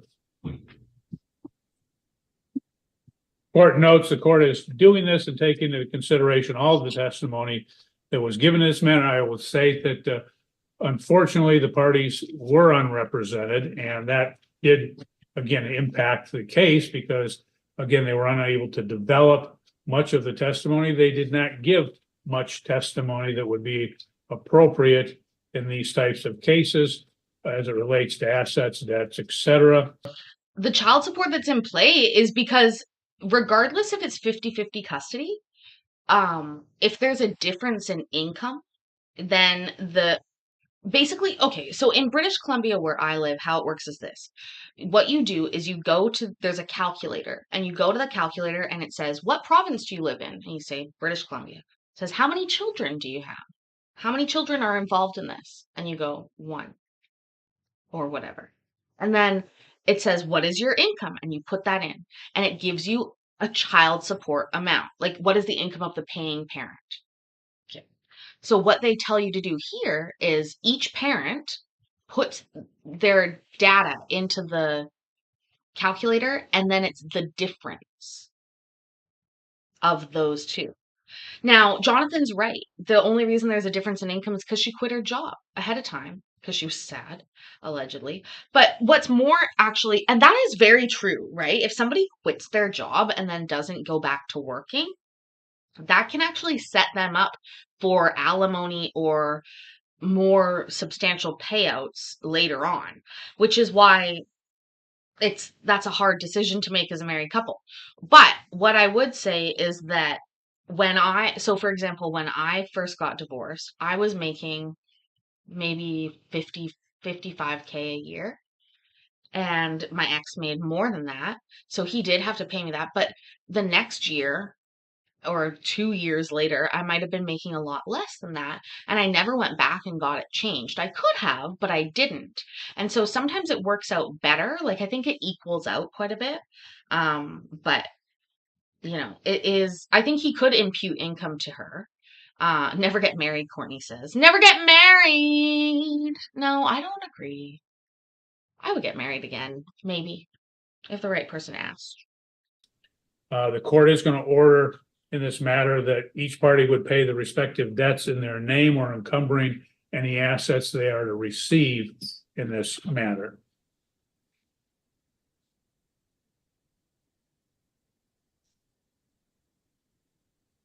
Night, Hunter. Have a good one. Thanks for being here. The court does note that I should mention that with regard to the liquidation on the 401k, there was testimony obviously as to her liquidation, which was for over a period of a year and a half. I would note that again, a year of that was prior to the filing in this particular matter. The court does note that she had submitted various bills that she was paying at that time. The court is also considering the fact that the defendant testified that at that time, he likewise was contributing to the household mortgage, apparently based upon his testimony. But notwithstanding that, it did appear that much of that liquidation, other than the amounts the court had stated as of the date of filing, that liquidation was utilized to support the household at a time when the defendant was residing in the household, and she stated he only recently had vacated the home as the parties were obviously going to be divorced in this particular matter. So the court will not attribute those amounts that were liquidated to the plaintiff as they were utilized to pay joint bills and joint obligations in this matter. With that, the court, that concludes and addresses all the issues of property as well as debt in this matter. I'll ask Ms. Van Tattenhove, is there anything else that you believe the court has failed to address or has not addressed prior to concluding this matter? You had already dismissed the exhibit I was hoping, could come into play here. What are you fucking talking about, Chelsea? Also, MB, no, that's not weird. I know that there are people that love their spouses and that I wish one day, but this is fucking miserable. These people are miserable. He's getting fucked. I can't believe that.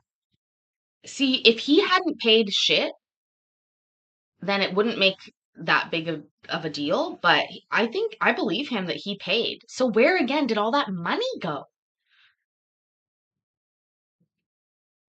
You haven't got a divorce, you've been away 6 years, tons of fun carving, don't worry.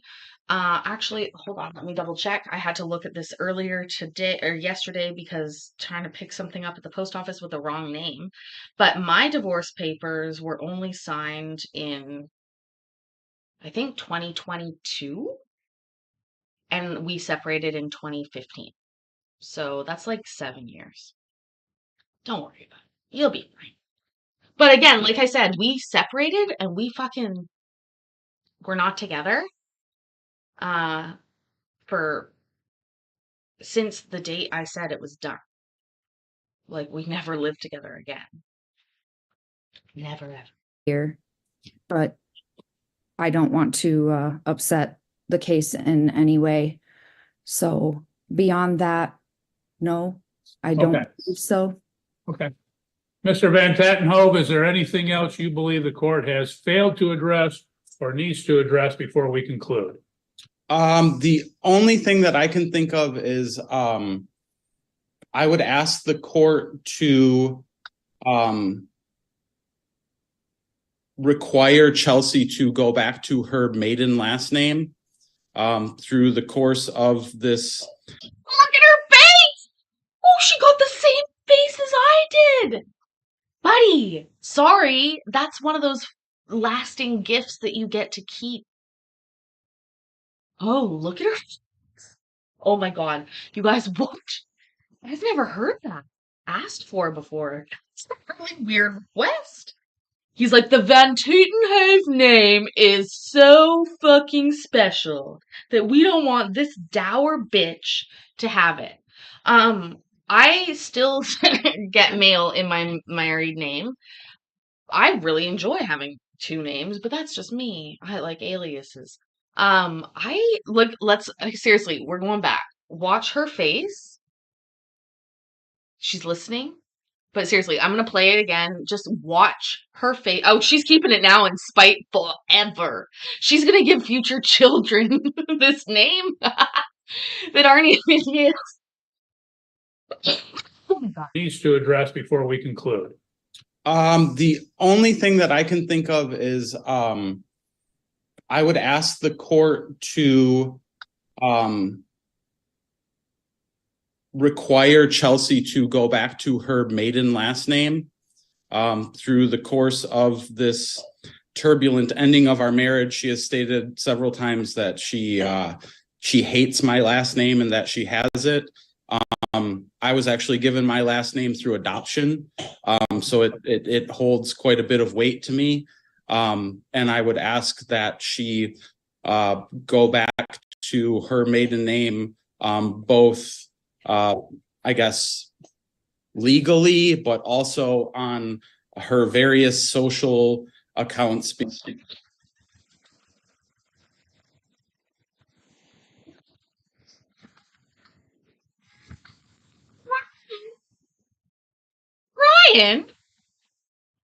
Ryan, honey, no. Guess what? You fucked. Don't marry somebody you don't want to have the name. Okay? Sorry, dude. I don't think that's a reasonable request, Mayor. If both of her children carry his last name, it is completely reasonable for her to want to continue to have that same last name. And in fact, it's legally hers. Being Facebook, Instagram, and Snapchat. She always has the right to do that, Ms. Van Tattenhove. If you wish to take a former name, maiden name, etc., you can do so with an extra provision in the judgment. The court cannot require that she do so, so the court will not do so. And just asking now, Brian, you've literally made it so she will never change that name. Because I'll tell you right now, somebody who isn't me might never change their name again. I liked my married name better than my maiden name because my maiden name is hyphenated, which seems weird. Most people have a married hyphenated name, but I have always had a double-barreled last name, a hyphenated last name. And so I was excited, really excited to get married and get rid of my double-barreled last name.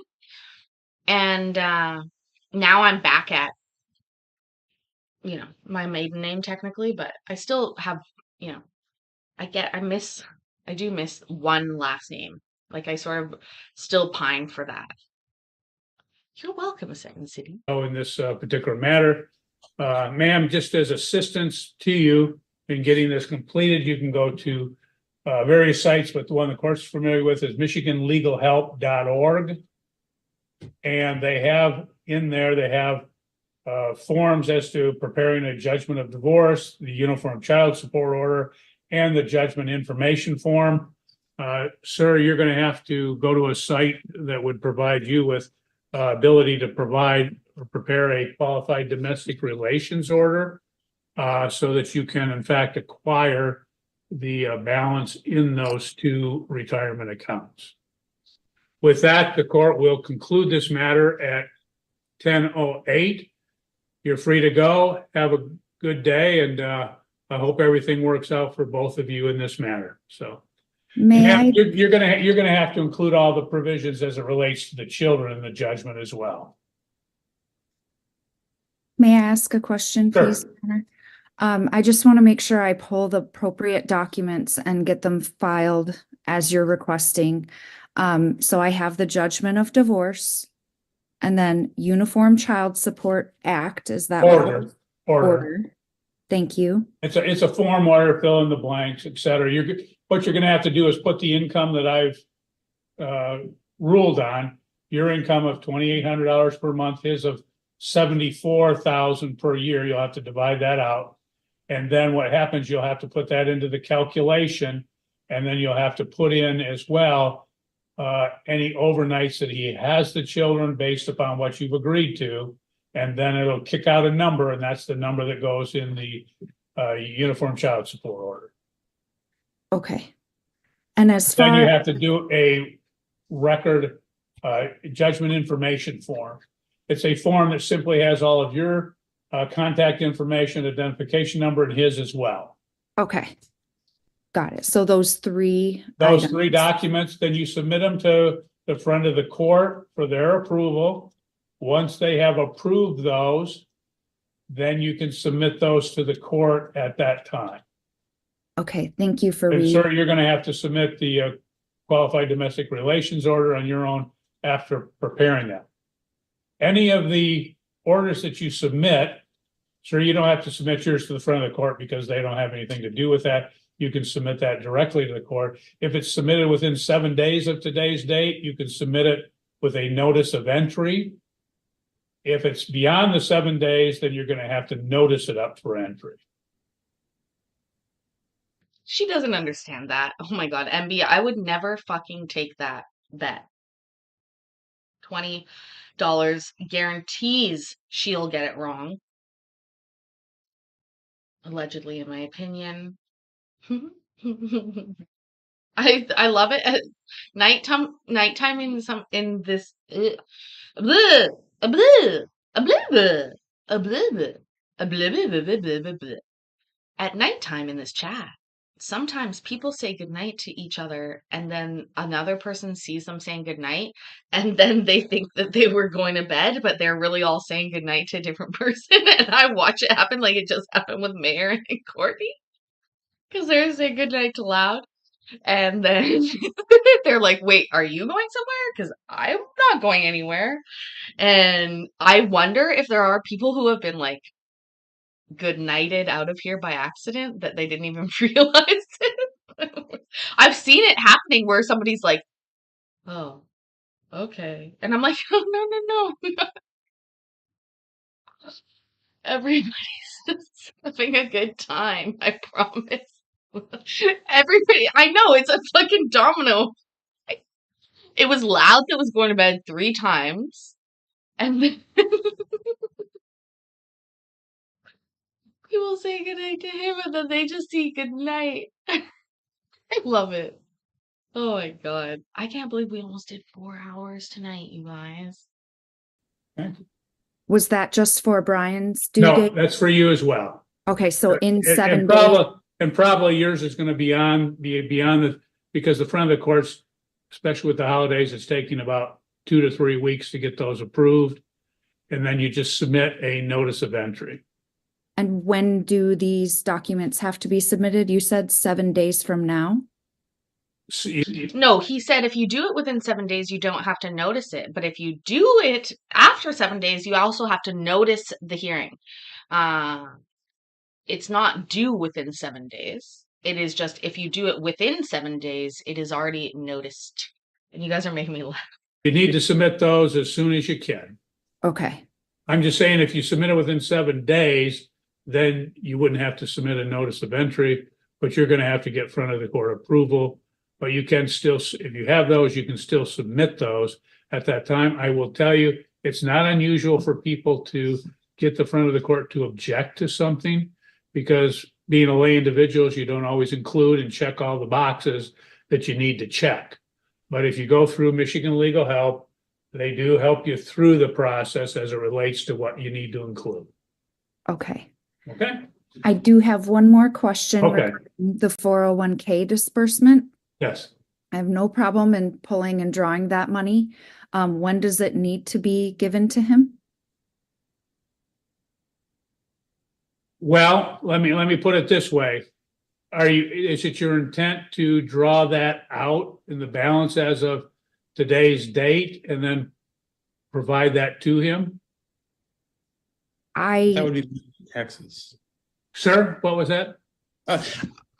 That would incur a tax. I would just look for a Correct. transfer. Can't you just transfer it into my name? Well, that's what the qualified domestic relations order would do. Okay, So if you I do just that wondered order, about the then she tax. doesn't have to take it out. You don't have the tax obligation, et cetera. Yeah. Okay. Ma'am, then you can just leave that alone. Let him take care of that through the qualified domestic relations order. okay, great. That's all I was curious about with Okay. that. Thank you. The court will note that what you have submitted as proposed exhibit, the court will have those destroyed, and that will conclude this matter. We'll go off the record at 10:12 a.m. again. Good luck.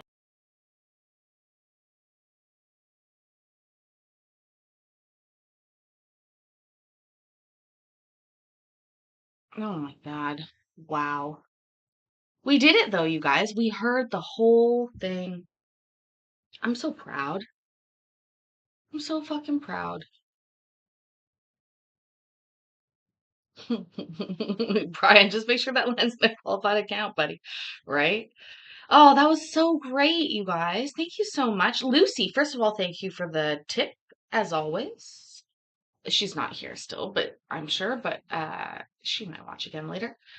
I wonder if she saw the ending. You know, sometimes you just don't. You court hop from court to court to court, and all of a sudden the day's gone, and then it's time to watch your favorite people live, and then you're back into courts the next day. I mean, I can't believe we saw the whole thing too, but it was fun. Aw, Seven Cities kid. Appreciate you being here. You're here for the end, so you get to hear the best part. This is the part what well, not everybody, some people wait for.